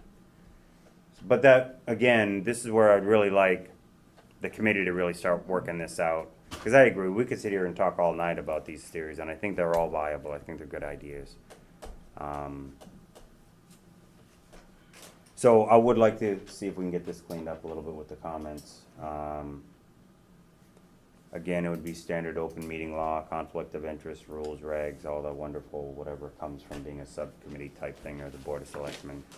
I'll try to get more into this forum. Okay. And I would say if they're gonna expend money, they just have to, the expenditures have to be approved by at least the administrator, if not the board. You know, I don't wanna give them the ability to just Yeah, just, spend for advertising things that they need. yeah, I definitely would rather But them budget what they think they need and bring it back to us before we give them anything to actually spend. Yeah. And I'd prefer not spending anything that fits into like a Parks and Recs or other type of budget account. Giving them money to help accomplish this, I'd rather us know what the cost is and not take away from the other things we're already doing in town, I was saying that. if more for- possible. More That's for the way we did it Andrew and before. finance to think about that, not trust them. Oh, I got you. Something else he can think about that should be included maybe with the charge. How do we plan for it, deal with it? Right. Okay. So then we can make that as, you know, a bit nice if we come back next time and we can start it. That's the way we did it before. Oh. I was on the board when we did the 225th, and they had their own budget. Not everything cost a lot of money. There were things that involved schools and Okay. different things, and there was a fireman's muster at one point, as I recall, and all kinds of things. Nothing, I'm sure we could put on a heck of a muster if they started having years to plan of it. some things didn't cost that much. and Not too long ago. Churches were involved with Great locations. dinners and. Right. And that's Stuff. where that, really reaching out to the community Yeah, and some figuring of that out stuff where each doesn't part wants to Cost the participate. town anything, really, but some did. So, but it was a good thing for the town. It built a lot of spirit. It was a wonderful time. I like it. We have so many organizations that volunteer time regularly anyway, from, you know, the Lions, the Masons, the Mhm. different churches, the, Mm-hmm. I think this is a Okay. unique event. It's gonna draw I think a lot of once it interest. gets going, it'll take a life of its own. I agree.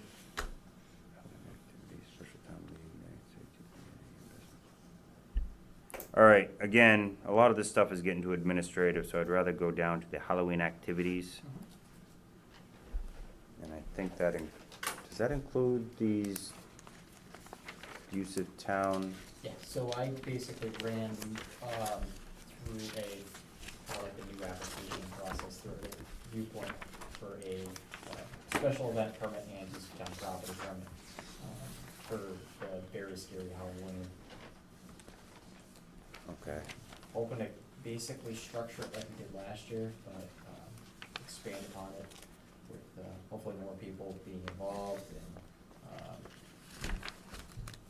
more participation in the carved pumpkin contest, but overall premise staying the same of, we know that we have a large influx of people coming in on Halloween that like to enjoy trick or treating, and giving a venue that people that might not live right on the common an opportunity to participate in that by establishing the trunk or treat event on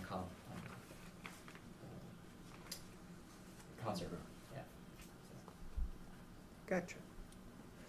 So, as I'm reading this, 854 is the special event permit. And the reason I was confused as to who's submitting this is because event organization is the town of Barre. Because I'm looking like, who's asking for this? Right. I'm like, you're submitting it to the town of Barre, but who are you? Yeah. Now I better understand how I'm reading these are new forms for us to be reading compared to how it used to be presented, so One's it's the easier event for me to, permit And one's a request of use of property. yeah.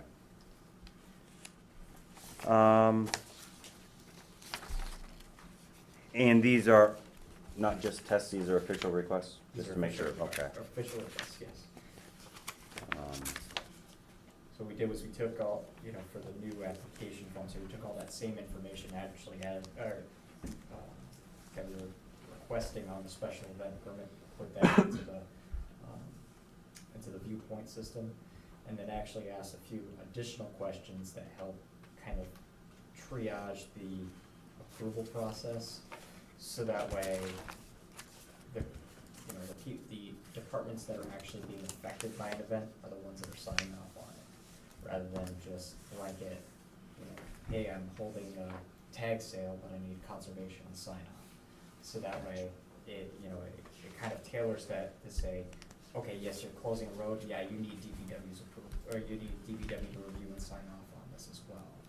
So it adds some checks and balances based off of what people are asking, so hopefully it's a little bit more straightforward for people, and also straightforward for you guys in your approval process. All right.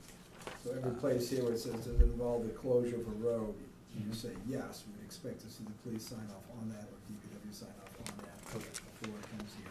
Yes.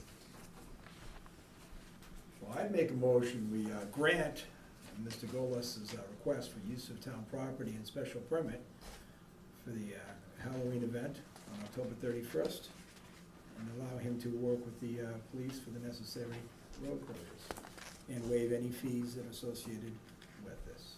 I will second that. Call for a vote? Aye? All right. Aye.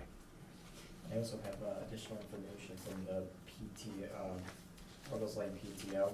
I just got the application stuff in today, so it's being circulated through the boards for their review, and I should have that for your next meeting. Is that for the parade the night before? Yes. Yep. In the future, I'm wondering if, because it's generally all the same neighborhood, it may be different groups. Should we just start working that under one permit? We could. I'm just curious, in other words, if the town's gonna organize an event like we started doing this time, because is it worth anybody that wants to participate just to get kind of pulled in under the town's, this is what's gonna happen at the event, so in the future, the PTO can still do their parade the way they do it, but they don't have to do their own application process, because it's kind of all the same event in the same geographically connected area. The real, idea is to make sure that you guys and all the involved applicants know what's going on. So whether or not that's one approval or it's 10 approvals, it's just a matter of coordination. This was kind of done in a test sense to see whether or not, hey, the process works. Yeah. But, and now the PTO's doing it kind of as an outside. All right, well, if they're able to accomplish the goal of processing a permit, then we're able to do that. I'm sure next year we could probably coordinate things a little bit better. And that's all I meant, maybe thinking ahead, is it more efficient or not? As our And there may be experience- holes in my thought, and it's just not helping if we do that, I Our don't know. experience with the Christmas committee is we might offend the PTO if we try to bring them in under our umbrella. They might wanna stay independent. I'd say we more might wanna offer, if they'd rather us to bring it in under our permit, offer that to them. Exactly, I that don't was wanna kind of a give different anyone else the perspective, I impression wasn't we're trying to thinking, take but, something away from them, because that's not our goal. But certainly, I had no problem bringing it into one, it makes it simple for the processing and simple for them for the permitting if it's done through us, but I don't want them to feel like they're losing control in any way if they don't wanna do it. It's just as easy to do by own permit. Right. And it allows them to put in their own information, so that way it's not like secondhand. And they're gonna have all the police and fire there for the parade no matter what, because they always go up. Everyone gives out the glow sticks and participates, so. and we are, I had a thought connected to that. We're still working kind of the same thing kind of like last year, the trunk or treat and other things, is that the concept? Okay. Right. All right, well, thank you very much. Yeah, the only difference, or only few things that we have different from last year already planned is that we're gonna reduce the hours on the trunk or treat by half an hour. Just because based off of experience from last year, a lot of people were trying to clear out of there after about an hour and a half. So we can kind of accommodate, it would help to accommodate people if we ended the event, let them go out and do something else for the last half an hour of trick or Right, still treating. do some trick or treating. Rather than trying to say, well, you're here till 8 o'clock. So I think that some people come and go through as, Right. And I think if you had 800 last year, you might have 1,200 this year. Hopefully. I think it's gonna grow. Fingers crossed. I think it's gonna grow quite a bit. Good. Heard a lot of good about it, just down the street, so. Good. A lot of good about it. Of course, that means I gotta get more candy bars. Helping the local economy. I buy the full-size ones, so you know, a lot of visitors. Good. And I might have treats for the adults as well. Any further comment on that? All right, I'd like to move to the next one, and this would be, I'm gonna go back up to the Common Victualers Haymaker Grill. We got a request for Common Victualler in holder's license. I believe this is at the old Cozy Cabin property on Worcester Road. I think there's, someone recently purchased it, yeah. So,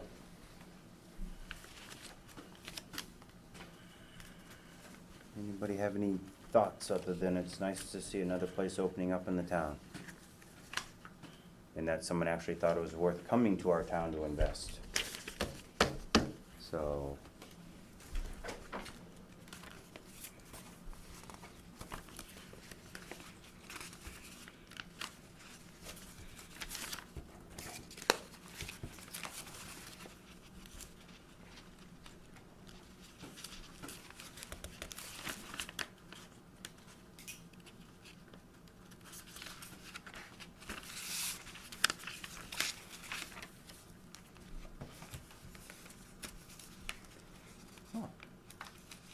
Do I have a motion to approve it, or are we just still reading more? I'm sorry, I'm not trying I'll to. make a motion, we grant permission for the common victualer's license to Haymaker's Grill, 1067 Worcester Road. Second the motion. Call for vote? Aye. Aye. Aye.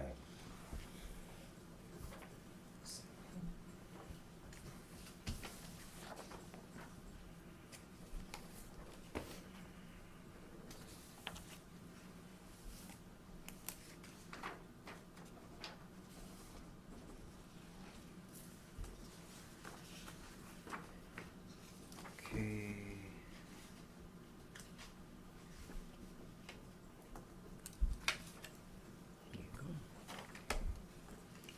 Special town meeting date. I understand that Thanksgiving's a little earlier than I thought, like the 22nd this year, so we usually do it before then.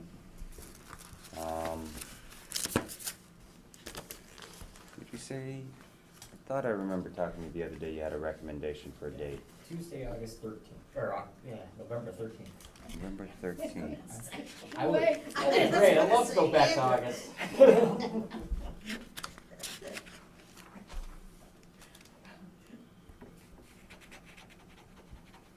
So that gives us 6 weeks. 2 months from today, pretty much, 2 months from yesterday.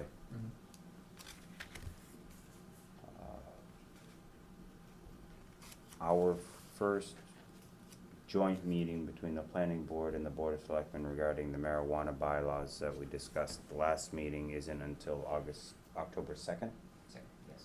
which gives us about 5 weeks to finalize a draft, so we have time to say it's actually done and we can all say we're good with this going into the meeting. But that's still pushing it because 5 weeks usually ends up with, at best, 3 meetings. So do you wanna shoot for early December instead? Or late November. We have solar panels too, right? Yep. There it is, okay. I think with late November is that you're like coming right off of Thanksgiving, so it's like almost So early close December. yeah. The 27th would be the Tuesday after Thanksgiving weekend. The 20th would be the Tuesday before. I don't know if anybody in this room thinks a before or after is better, or if it's still all too close to a holiday like Thanksgiving. It's easier to make it to a meeting, I'm guessing, after, because everybody's racing back from family events and eating too much, but It's better than that if you move it, the special, later to make sure you've got all the info you need for it, rather than having to think about another special in the spring. You know, Yeah. even if you have to go into December. Could even do the. Beginning of December wouldn't be bad. Yeah, the 4th or 11th, cause then you're not getting too close to Christmas. And you really need to kinda have it this calendar year so that we can have regulations in place for the reporting. My concern to go that late, now we get into the risk of snow being an issue and ice being an issue for the night. I like December 4th. I You do almost too. never get enough accumulated snow by then that you can't just, Little deal with it little simply less risky enough. for weather, it still gives us almost a month, 3 weeks more than November date. but I do think we need to get a couple more weeks in between now and then. I agree. Will we have the free cash certified by then? That's, I think, one of the things probably Claire was thinking of. We'd love to. What? I'm trying to push that, I mean, we're ready to close, so we'll see. Can't make any guarantees though. Yeah. But what was the date we decided on? December 4th. December 4th. And right now, we don't have any,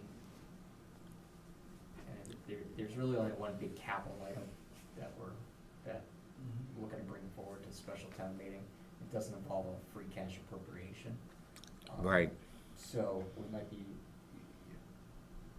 irregardless, we might be okay. I think there might only be a few small items for request that could be taken from either funding source stabilization. I'll make a motion. I also just wanted to bring that, to think about it, and of course, Finance Committee will have to think about it. But we did get the notice that our treasurer, Nancy, is leaving. Because the assistant collector is also just starting after the last one left, I think Jess left about a month ago, month and a half. About 3 weeks. All right. 28.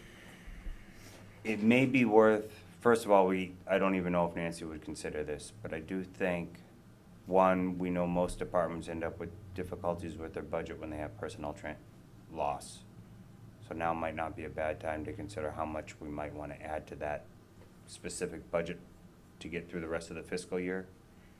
And I'm also suggesting we might want to look at the possibility of having Nancy stick around a little bit for an overlap to make sure to help pass on any institutional knowledge she may have gathered, because she's been doing a lot for this town to try to work through some books she inherited that were hard to track, and which probably means she's got a lot in her head that she knows where to look that might be harder to find in the papers and in the books. And I do think it's not often, and most municipalities don't do it, but I also think a lot of them hurt for not doing it, is setting up that transitional period where you have the old and the new kind of there at the same time for a little while. When is Nancy done? October 14th, I think, was her resignation date. If not, it's pretty close to one of those teens. So it might be beneficial, so we would still have to talk to Nancy, see if it's something she'd even be willing to do. I can talk to her. She is willing to stay on a part-time basis through, to get us through that transition period, but I think it's important that we, do establish somebody into the position, so that way it's not a matter of just kind of trailing her along and saying that. Oh, right, I agree. We gotta get someone hired, but Yeah. what I'm hoping is that the two of them could be there for a little while, which would affect the budget, so we'd have to look at what that budget would be. I don't think, again, it's not a drastic budget change, but based on the stance we took last year and we're starting to kind of push now, is this is the time we need to look at departments that may have issues with their budget, and try to catch it now so that until May, that's their budget, and they gotta balance it, work it, make it work, and if they can't, then they've gotta figure out how to button it up and make it work. That's about it, because until May, we're not, I think, based on municipal Modernization Act, we're no longer allowed to even get town approval or Board of Selectmen approval and Finance Committee approval until May. Yeah, think it's still. for something that's under transfers and review. things or Yeah. something. So now is when we would have to do it. So special town meeting is a time to say, do we see something in the future that was unforeseen when we approved the budget in June? One of the things was the transition in the whole treasurer's office. I do think it was worth looking at the potential of investing a little bit more money to get a better pass on of the information. My position, just putting it out there, I'm not saying that everybody should agree with me. Who you have coming in too, you know. Right, it also depends on the state of the books, Experience, exactly, yeah. how easy is it to read the books versus how easy is it to read the books because you've already read them for 5 years or whatever Nancy's been here.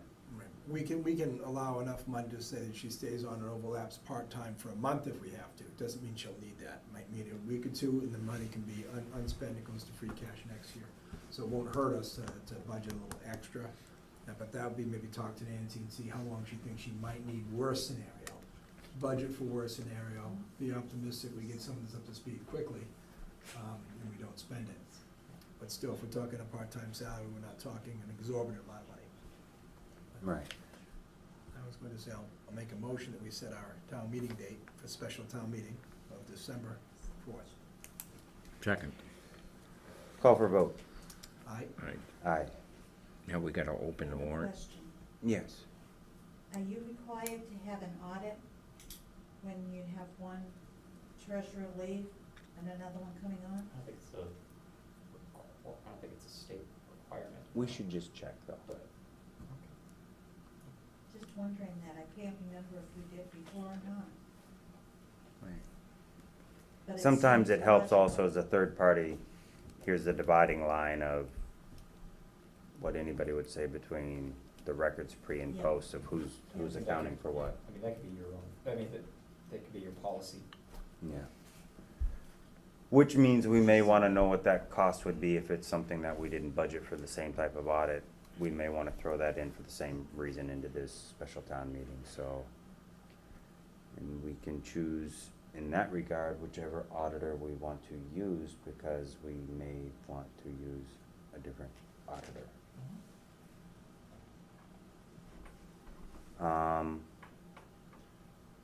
Warrant dates. Yes. Need to work backwards, and when do we need to close it?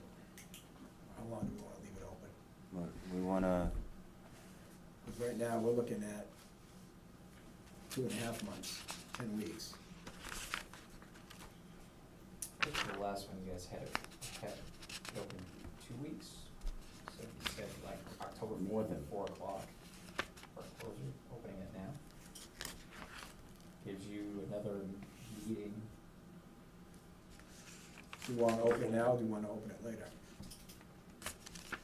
I say do it now, and get it I think started. If you open it now, you'll have another meeting before the closure, so that way you can bring anything forward. Before then, we close it, your next meeting isn't until October 15th, when you guys get a draft. but you were talking about closing it when? October 4th, 2 weeks from next Thursday. But then we wouldn't have a meeting until the 15th? Right. So the meeting in between would just be discussing things we might wanna add to the warrant? Let's, Because the warrant will still be open through? Right. And we can Alright. open and close and add when we want anyways, as we know, but it gives a finite time for people to propose their own articles. Do we want to give a little more time and go another week, or do we want I kinda like for You special like town keeping it meeting, to- just giving it the 2 week. to? Okay. So warrant, now, we need to be realistic on when we're closing it on October 4th. So I would suggest we actually close it by 4 o'clock. 4? 4 o'clock? Do you want 3 o'clock? Yeah, so we've said 5 before. Because I mean, we're still giving them 13 other days to get it in. It's not like we're giving them a 24-hour notice. Right.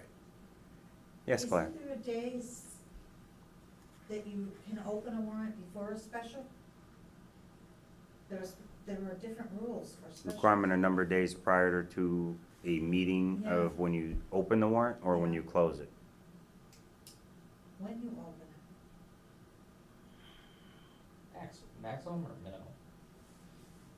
I think there's I think there is a minimum number of days, It is, it's not very long. but Number of days. that would be no more than 60 days. Thank you Good very night. much. Have a good night, Sam. And since October 4th and December 4th are just over the 60-day, I think it would work. 30 days is for the ringing a bell. So I think it's a minimum though, not a maximum. So if we do it now, we don't have to do it again within 30 days of the meeting, I think. That's how I remember it.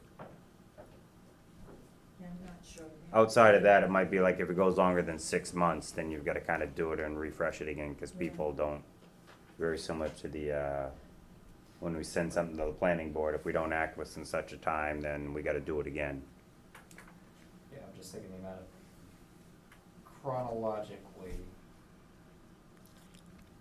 we've gotta close the warrant, get the articles together, review them from both boards and then by the time we get through that stage, then we're probably about 30 days out from the actual Yeah, 'cause meeting. it has to be posted, Mhm. how many days before the special?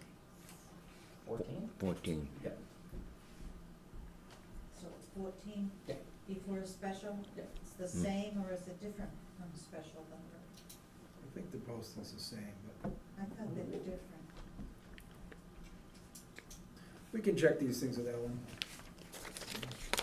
By we, of course, I mean Andrew could check them with Ellen. I'll double check it. Yeah. And if we have to change it, we will. In the meantime, we'll make a motion that we open the warrant tonight at 9 PM on the 17th of September 2018. This warrant will close on the 4th day of October at 3 PM. On Second. October 4th, 2018. Call for vote? Aye. Aye. Aye. And so again, so if we do that, we have to, the warrant's posted the 14 calendar days, right? Okay, just wanna. So the Tuesday prior to Thanksgiving, we have to have them posted. Which gives us a good 5 weeks Yeah, you'll have 3 meetings. to continue to work our internal review of drafts and bylaws and financing. Because the warrant really just posts the title, not necessarily the funds included, or does it include the funds? It's just the title. The funds are ancillary. Presented at the Yeah, meeting, yeah, okay, yeah. that's what. You give the recommended amount. Okay.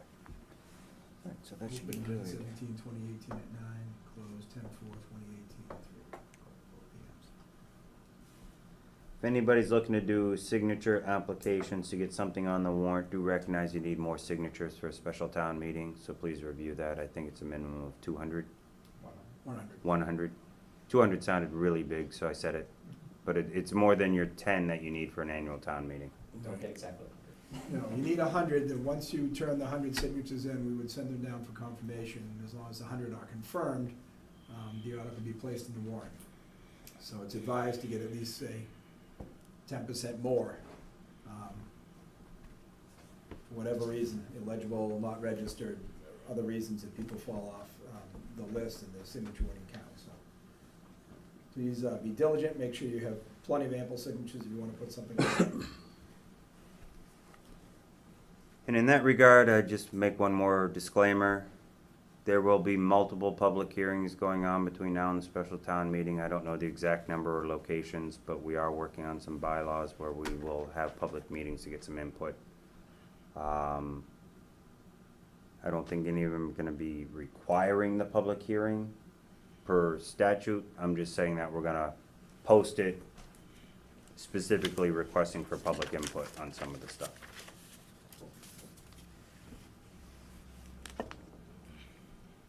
I am done with that one. Anybody else have anything on the town meeting to discuss?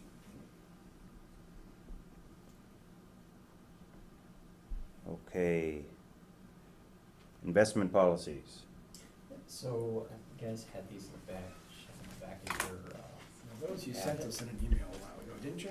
So it looked Yeah. awfully familiar when I Yeah. started reading, like, I already read all of them. yeah. So Nancy had proposed these two, basically kind of going through the, with the goal of trying to get our bond rating back.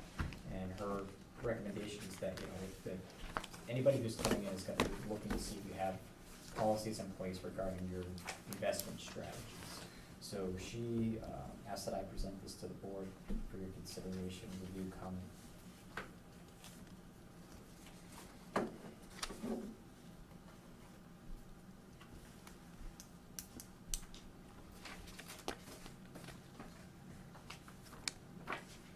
When we talk about the investment strategies, are these things that need to be board approved before they're invested, or does this give prior authorization for them to invest in these things?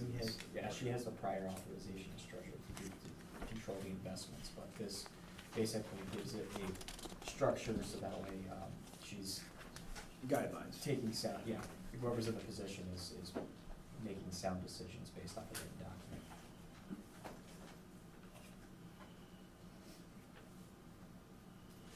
I'm assuming you read and understand these? I've read and partially understand these.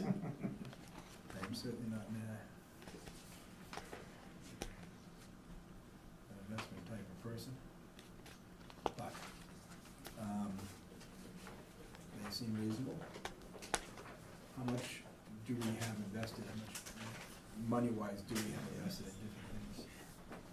Right, I see things such as, fixed income, domestic bonds, international bonds. What is the fixed income that we're talking about? We're talking about town income that comes in. Right, so basically money that you're guaranteed, so your tax, the tax rate, where you set the tax rate, you're gonna be getting that, a certain percentage of those funds, so it's guaranteed funding.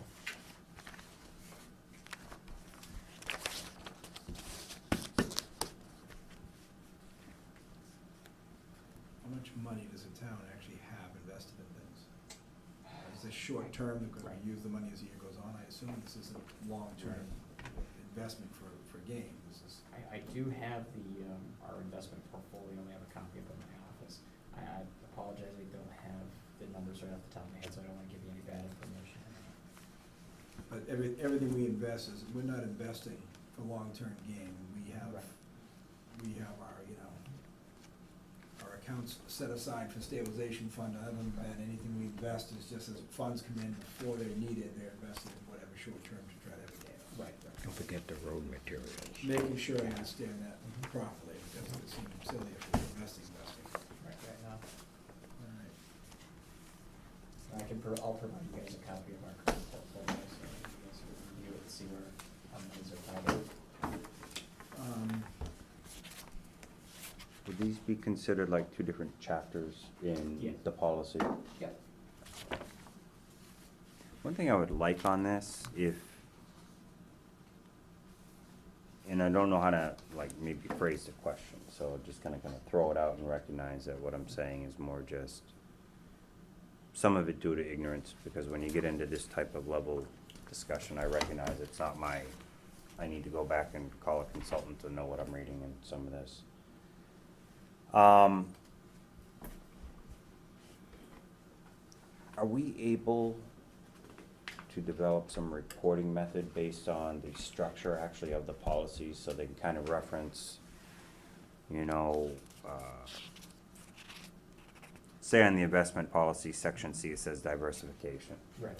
So in other words, if we have develop somewhat of a standard reporting format that can highlight those certain areas, and then in the report, they can explain how they met the policy and what certain investments met this section, this met that one. So it's almost like say even an auditor.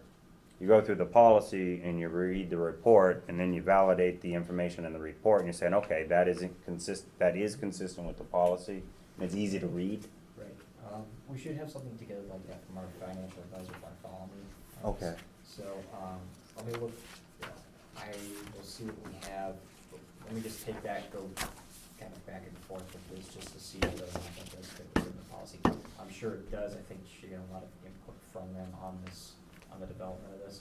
So, when we confirm that, I can bring it back to you guys for consideration. All right, because that would be good information also to make sure we include in town reports and things like that to make it easy for someone to read so they don't feel like they actually have to go back to their own accounting consultant to explain, what's my town doing? I'm assuming the OPEB would be a long-term investment account. Right, yeah, that's, we Are understand that they we're. low risk, I would assume, we're not looking for, Yeah, a lot of, unless you're like a well fleet or something like that, a lot of towns are struggling with trying to fund that liability, so it's kind of like a, yeah, this is what we'd like to do, but as long as we're contributing something to it, then we're still in good shape, so.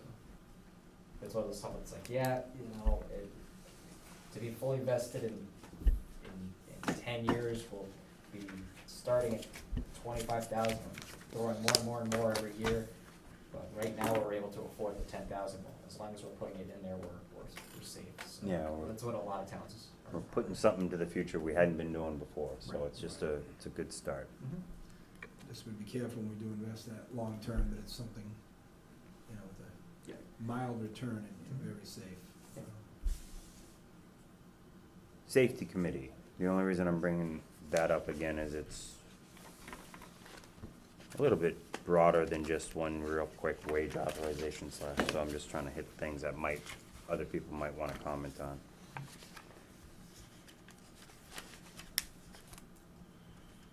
One thing I was wondering, and I'm okay with how it's presented up, so this really is more of a wondering question, and I think you even mentioned either in your last mention of it or in your email. I'm wondering if this is better to write into the policy, because we are identifying all the members are department, municipal employees primarily. So if we could just roll that into, I don't think it's not a personnel policy, it's a administration policy. So I think that's something we could just write in, but Right in that. that would then also depend on if the individuals we think should be there will volunteer, or if we have to identify as, nope, if you can't get someone else, then you, the department head, is now the designated member of. But I like it, I just think it might even be better to be just as part of the policy, it's just standard, we're gonna have to do this, so each department head, you or a representative that can do the job right will sit in and fill this role. Yeah, I guess, one of the things that I wanted to try to accomplish in it was to make sure that we have some representative from our two bargaining units, because, for one, when this committee kind of gets going and starts developing policies, it's inevitable that within those two bargaining units, there's gonna be changes recommended that's going to affect their operations. So we don't want it to seem like it's management down saying you have to do this and risk any sort of grievance. We'd like to have the employees be contributing to this. So it's almost like, should it be, Self-governing. yeah, it should be almost self-governing, where it says, hey, we all put some time and effort into this, we understand that there's risks involved, and we think that you should be part of the team rather than hey, boss is saying that we have to do this because it's safer. But they might construe it to say, well, it's a change of working conditions that they didn't bargain. I gotcha. It's also possible what we do here is this employee safety committee develops the policy for the Board of Selectmen to then review and approve. That way we don't have to get into the nitty-gritty, working out the details. And then so in other words, we keep it as a charge for now. I would generally agree with what you were saying about getting the right diversification of the workplace, whether it's public safety, administration, represented, non-represented. To me, that makes sense. The only other concern I see right now is, I'd like to see some sort of meeting schedule requirements, that they're gonna be once a month or 4 times a year, or Right. some sort of Hmm. schedule and time and date that they'll meet. If you put that as rigid in here, will help structure it for people who want to put their time to it. And let them know what's expected of them, because as it is, they could try to meet every week or nothing could happen at all.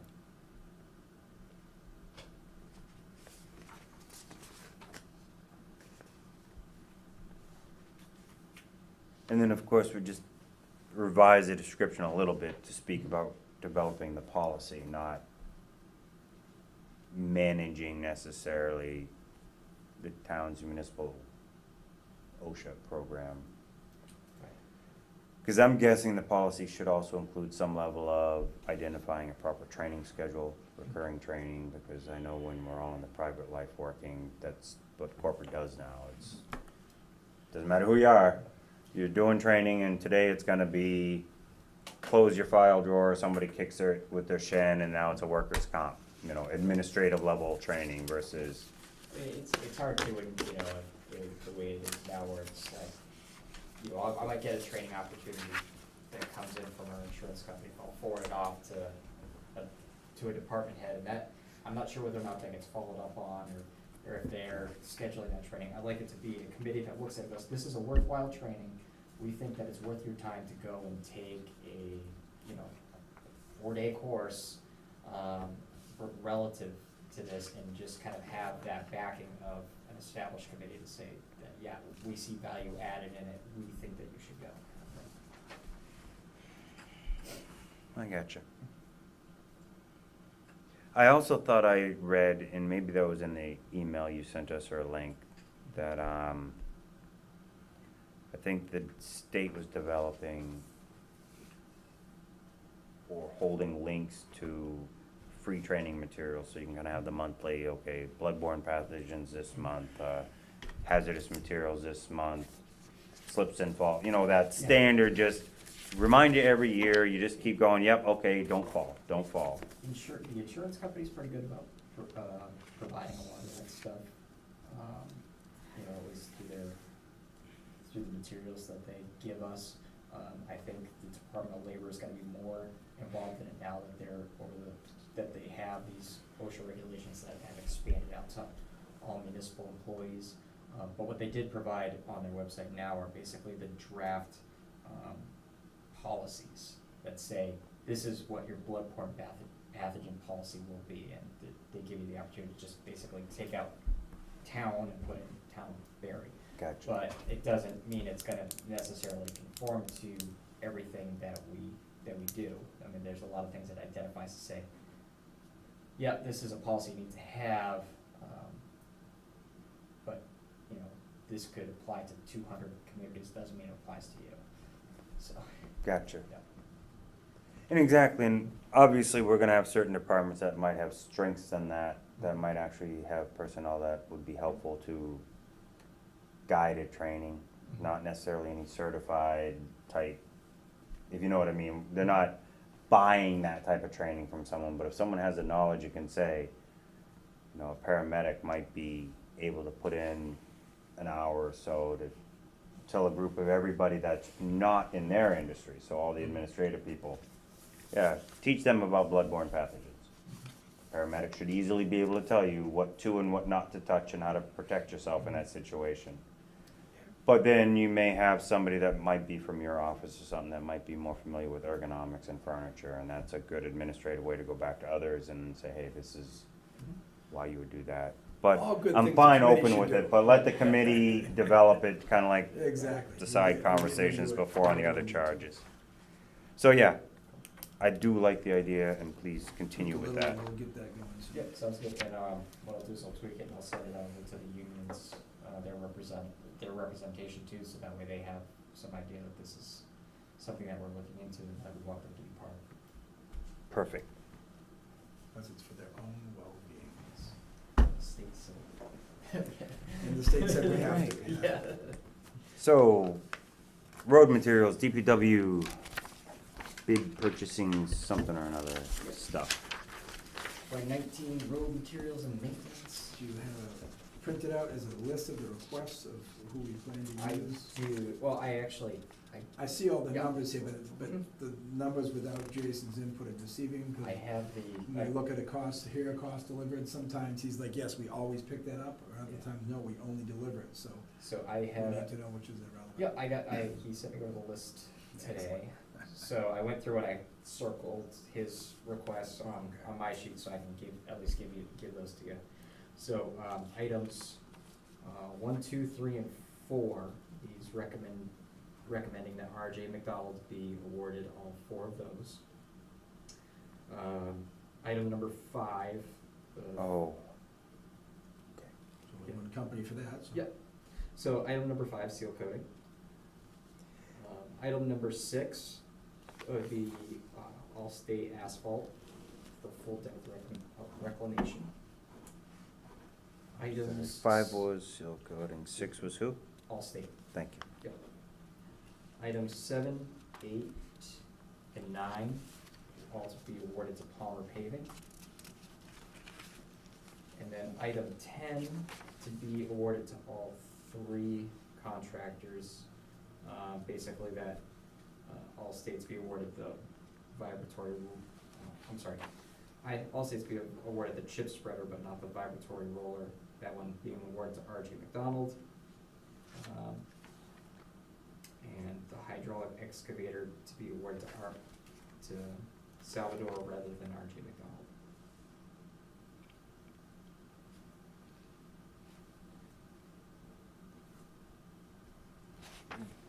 Why did we go How with, about the triaxle? RJ. RJ. Yeah. how did we go with Palmer Paving on the milling per square yard? They're the highest bidder of the 3? Item 7?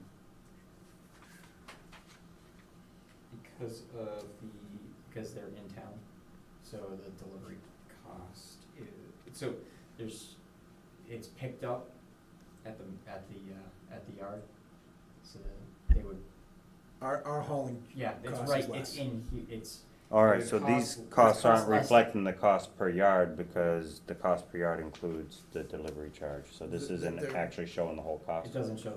They're all those are all at plant, so that's what I'm saying, when it comes to at plant, these are only at plant, and he knows what it costs to go get it between labor and equipment and fuel. And that's why it's, Okay.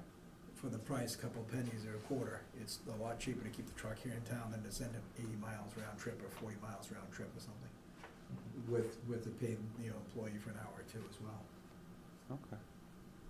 That's why I was asking for his input to it, because if we just look at strictly by the numbers, it's not gonna work. You have to know what's coming from where and why. What is Palmer Paving set up here? Is that the one down off Right, of, yeah, right next to Felton Field. yeah, okay. Right off of Valley Road, right Mhm. there, okay. They don't advertise it well, like here's Palmer Paving, it's just an entrance. Because everybody knows that's who it is, I've been guessing for a long time now. I was like, that must be them, but I'm not sure. I thought it was just some local business that we always use, I don't know. They actually recently took over, maybe about 2 years ago. Okay. That they purchased, Okay, Okay. anyway. I'm gonna make a semi-comprehensive motion for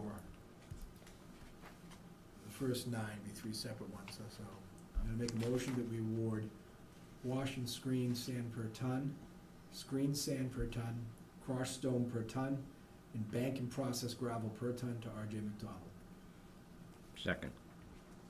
go for vote. Aye. Aye. I make a motion that we award the fiber or rubber crack filling per gallon to Seal Coating Incorporated. Second. Go for vote. Aye. Aye. Make a motion, we award the full depth reclamation per square yard to Allstate Asphalt. Second. Call for vote. Yep. Aye. I make a motion that we award milling per square yard, type 1 bituminous concrete per ton, and cold patch per ton at plant, all to Palmer Paving. Second. Call for vote. Aye. Aye. Aye. As far as item 10, as follows.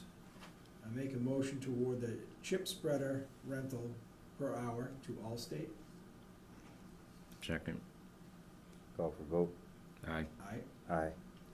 I make a motion, we award the hydraulic excavator with operator to RJ Salvador. RD. RD, thank you. I second that with an RD. RD Salvador. Mm-hmm. I'll call for vote. Aye. Aye.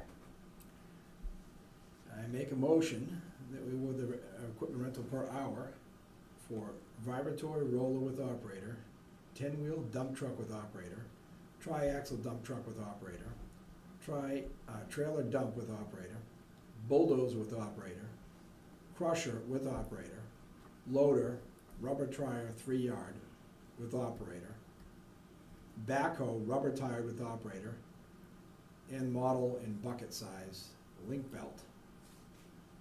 All to RJ McDonald. Second. Second. Call for vote. Aye. Aye. I done right? I hope so, because it's done.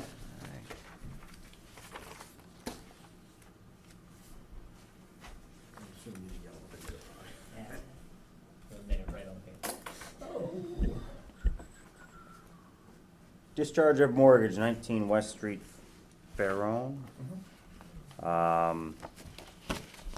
This is back to the old The old CDBG cleanup ones, Yep. CDBG ones.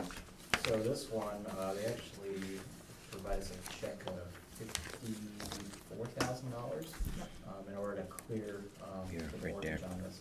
They sold the property, provided us a check is cleared, so that we're requesting that you guys sign off on the discharge of the mortgage. Oh, so this is actually paid in full, not requesting to release the debt. Correct. Make a motion, we discharge a mortgage for 19 West Street. Second. As it is paid. Call for vote. Aye. Aye. Aye. Nice change of events.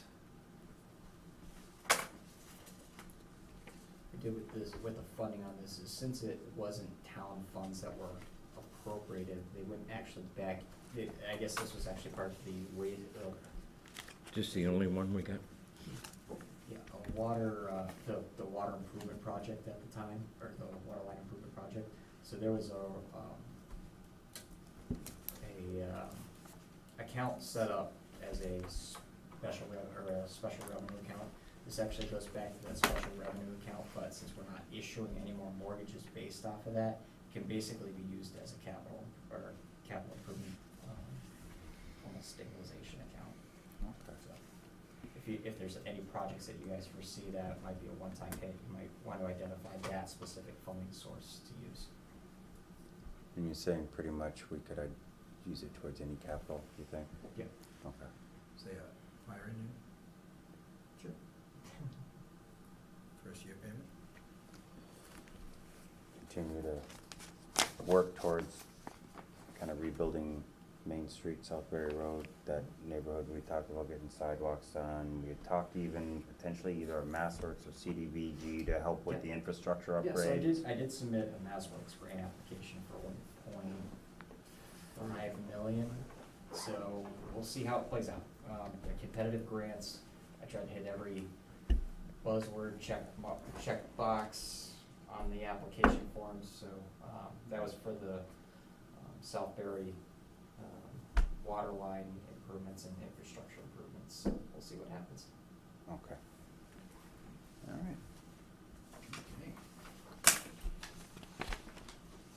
Another one we might throw in there someday would be a MassWorks thing about possibly helping fund distribution of fiber optic network. Yes. Because they're all about that economic benefit to us. Let's really start getting on the state because they have appropriate money to try to improve that. And they've given a lot of money out to the Berkshires for this, for the last mile to improve the fiber. And I guess they had about 11 towns actually partner with the city of Westfield, who provides a municipal fiber optic network. So I don't know if there's already a local place, or a local city or a place that does that, that might. Peter Sam So, was distributing their own system, I thought, and I thought that was fiber optic. you talk to them about Because what- they had mentioned something of a year, maybe, About a year ago. actually, it might have been before you got hired. Mhm. They were bringing it up Mm-hmm. and wondering if people in North and Northwest Barre might be interested in patching into their system. And at the time, I think we were trying to figure out how to just upgrade the whole system, and we were trying to push buttons with Spectrum to see what they could do. Either way, we gotta figure out how to get internet to every house that can be based on landlines of some sort. But I would prefer to see if we can get it to a fiber optic, or a minimum, some fiber optic backbones running up and down some of our main roads we can tack off of Right. at smaller cost here and there. I mean, we do have, it's gotta be available, we have 2 fiber optic lines that come into this building, so. Yeah. The ability's gotta be there, I think it's just gonna be a matter of coordinating with the state. Well, we may also be able to look into getting vendor costs for private install of the line.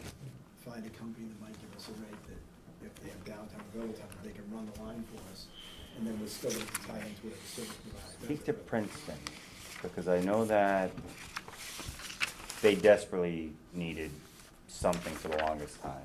And they finally had closed the loop on some agreements with Charter, whoever, to finally get cable to every house or neighborhood. I'll leave it at that. I don't know if it's every house. But they also did it because they were able to have an agreement where they funded some of the work. Like you're saying, if we can just have somebody run the wire down the poles, and then a company comes up and then they finish the terminations and check the, whatever they're willing to take on for If we're maintenance able to moving get it out the on. roads at a reasonable cost to the town, then the homeowners have the option to tie in, and they just gotta pay Charter to go from the pole to the house and tie them in, which is normal. That's a normal quick couple hour install for it, but we may. I have just to figured get I'd the mention cost. Princeton, cause I know it was something recent, and somebody I know that lives there mentioned that it wouldn't hurt talking to them, because they went through some bumps and bruises in figuring this out, and they might save us from falling into a loophole they Yeah, may see have what fallen the bid in. process was to look for contractors for it, or if they So, came up with a way to hire direct for that. so, So then we need There you to go. establish a municipal light plant, do one ourselves, we'll see. It's all Yeah. stuff to consider. so. I know, once again, well, Groton, they have their own Groton Light Department, and, when you start losing poles, that's a pain in the tush, because you do it with your own one truck you have in town. Yep, But, okay. towns do it. yep, we'll look into it. Alright, so we're at, Wage authorizations to the library. yes, Is this, I'm trying to understand what this is this 2 people trading positions? Because one seems to be, the Yeah. youth is going to a library youth, Right. where it was just a youth. Right, so what basically happened is, back in March 30th, Kaylee Hart was appointed to the position of youth services librarian. Over the summer, she got a position working for the schools. So she's no longer able to work the allotted amount of hours that are appropriated for the position. But agreed that she would be able to step back to a library assistant role, because she's still under her probationary period, could go back down to, under what our policy is, she's able to step back to the same position she would have been. We did an internal advertisement for the youth services library. We had an internal candidate that Stephanie feels would be a very good fit for the position. So it's basically a one-for-one swap. That we have one person that's moving up from a library assistant to a youth services library, and one person moving down from a youth services library and back to as a library assistant. And we're just losing 52 cents an hour on the deal. Right. No, 10 hours, that's a whole $5 a week. that says That's not- greater than 10 hours a week.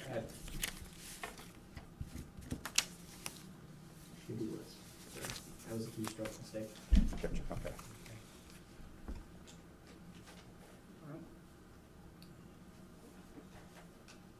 I'll make a motion, let's just do one, to appoint Kaylee Hart as the library assistant, class 1, step 2 for $12.18 an hour. Second. Call for vote. Aye. Aye. Now I'll make a motion that we appoint approve Julia Palmer as a youth services librarian, class 2, at $15.54 an hour. I'll second.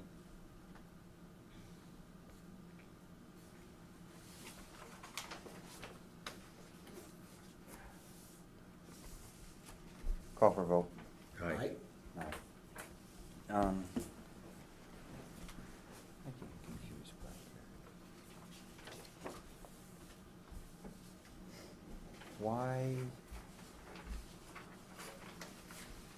The part-time will full, the full-time apart.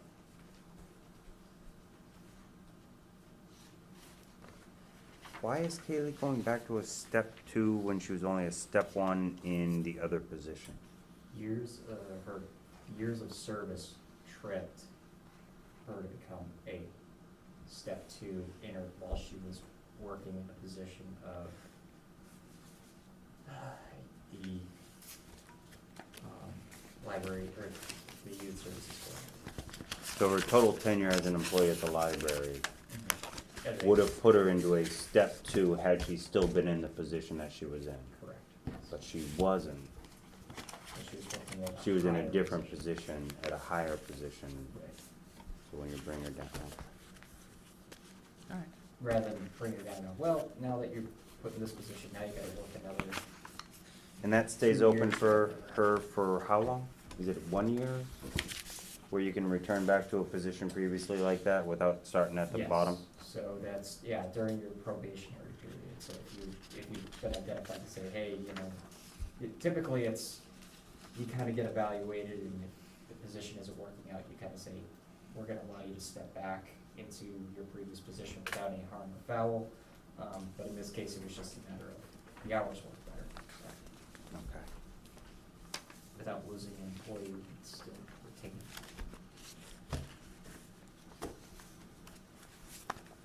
Alright.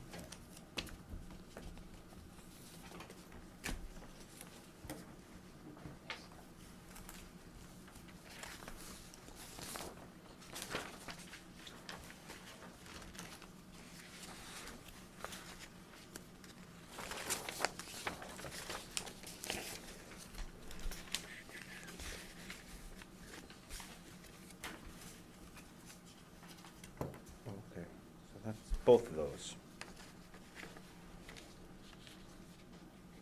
Did I miss anything on the agenda? I think I got it all covered outside of correspondence and selectmen reports, et I cetera. had them all crossed off.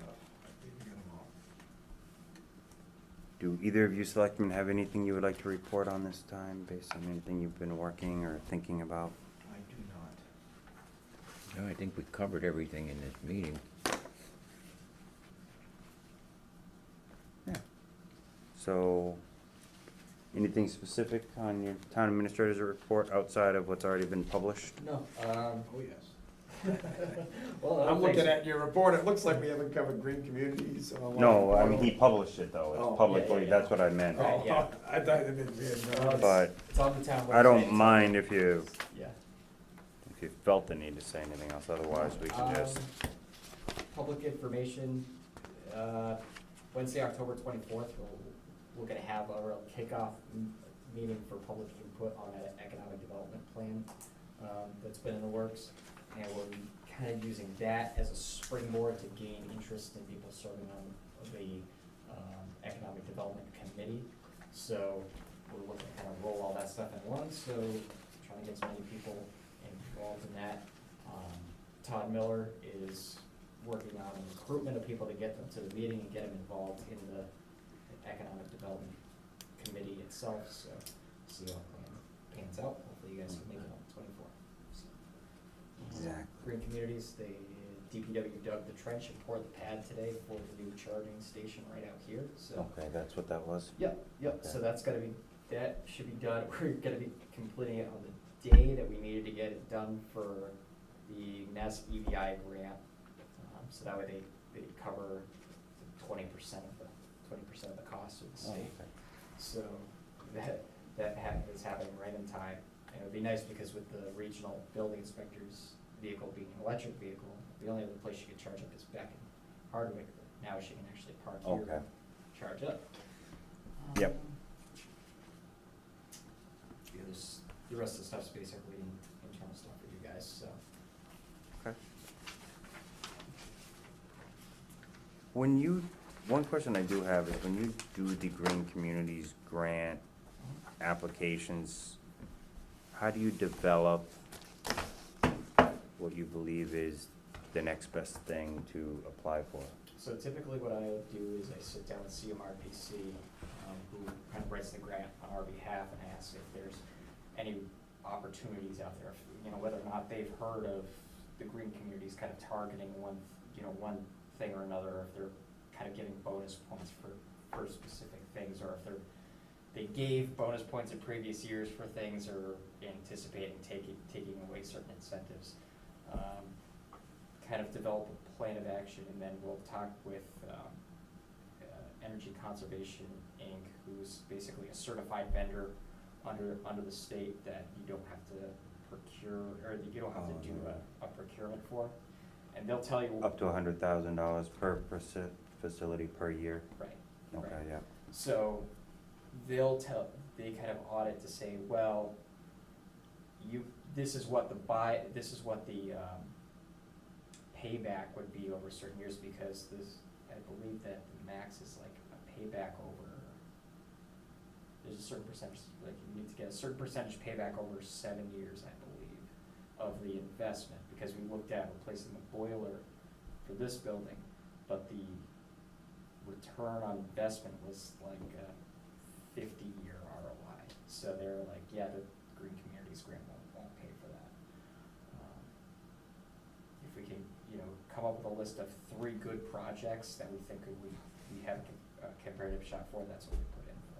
And what we're looking at doing now is we're kind of running out of projects that are grant eligible. There's a few things that we can kind of go for, but we look to try to get Ruggles Lane School as part of our baseline assessment and try to get grant funding to do improvements over there as well. Because that's one of the things I was wondering with the schools, Mm-hmm. and I still don't know where the high school's at with this, but if they don't make the move to LED, the incentives are gonna drastically start dropping because they're becoming the new available on the shelf. And once it's available on the shelf regularly and you can't find the fluorescents and stuff, there's no more incentive to go to LED. National Grid will not give you an incentive if it's your only option. Right. And what we have to do is, I've talked with CMRPC about this, is we actually have to update our baseline assessment, because when we first went into the Green Communities program, it was without the school. So they look at it as far as what your objective is, and I think that they look to try to get you to reduce your energy output by 25% over the 10-year period. over a 10-year period that you're in the program. That we've achieved that goal. So now they allow you to kind of expand out to try to get other things. And so we're going to look at trying to get the school on board, but that goes to trying to get all their previous history of electrical usage and putting that into our database, and then saying, all right, now by investing in you guys, it's going to bring our baseline down this much. Okay. We just don't want to open it up too soon and go, well, there's other projects the town has to get accomplished, and now we're gonna start giving money to the school, so we wanna make sure we're on the same page with it. All right, well, thank you. I guess we are at the point where we would be, we only have one item left. It's an executive session agenda item. So we will be going into executive session, and when we adjourn from executive session, we'll only be going into open session just to adjourn from that as well. So no further business outside of the executive session agenda item will be held tonight.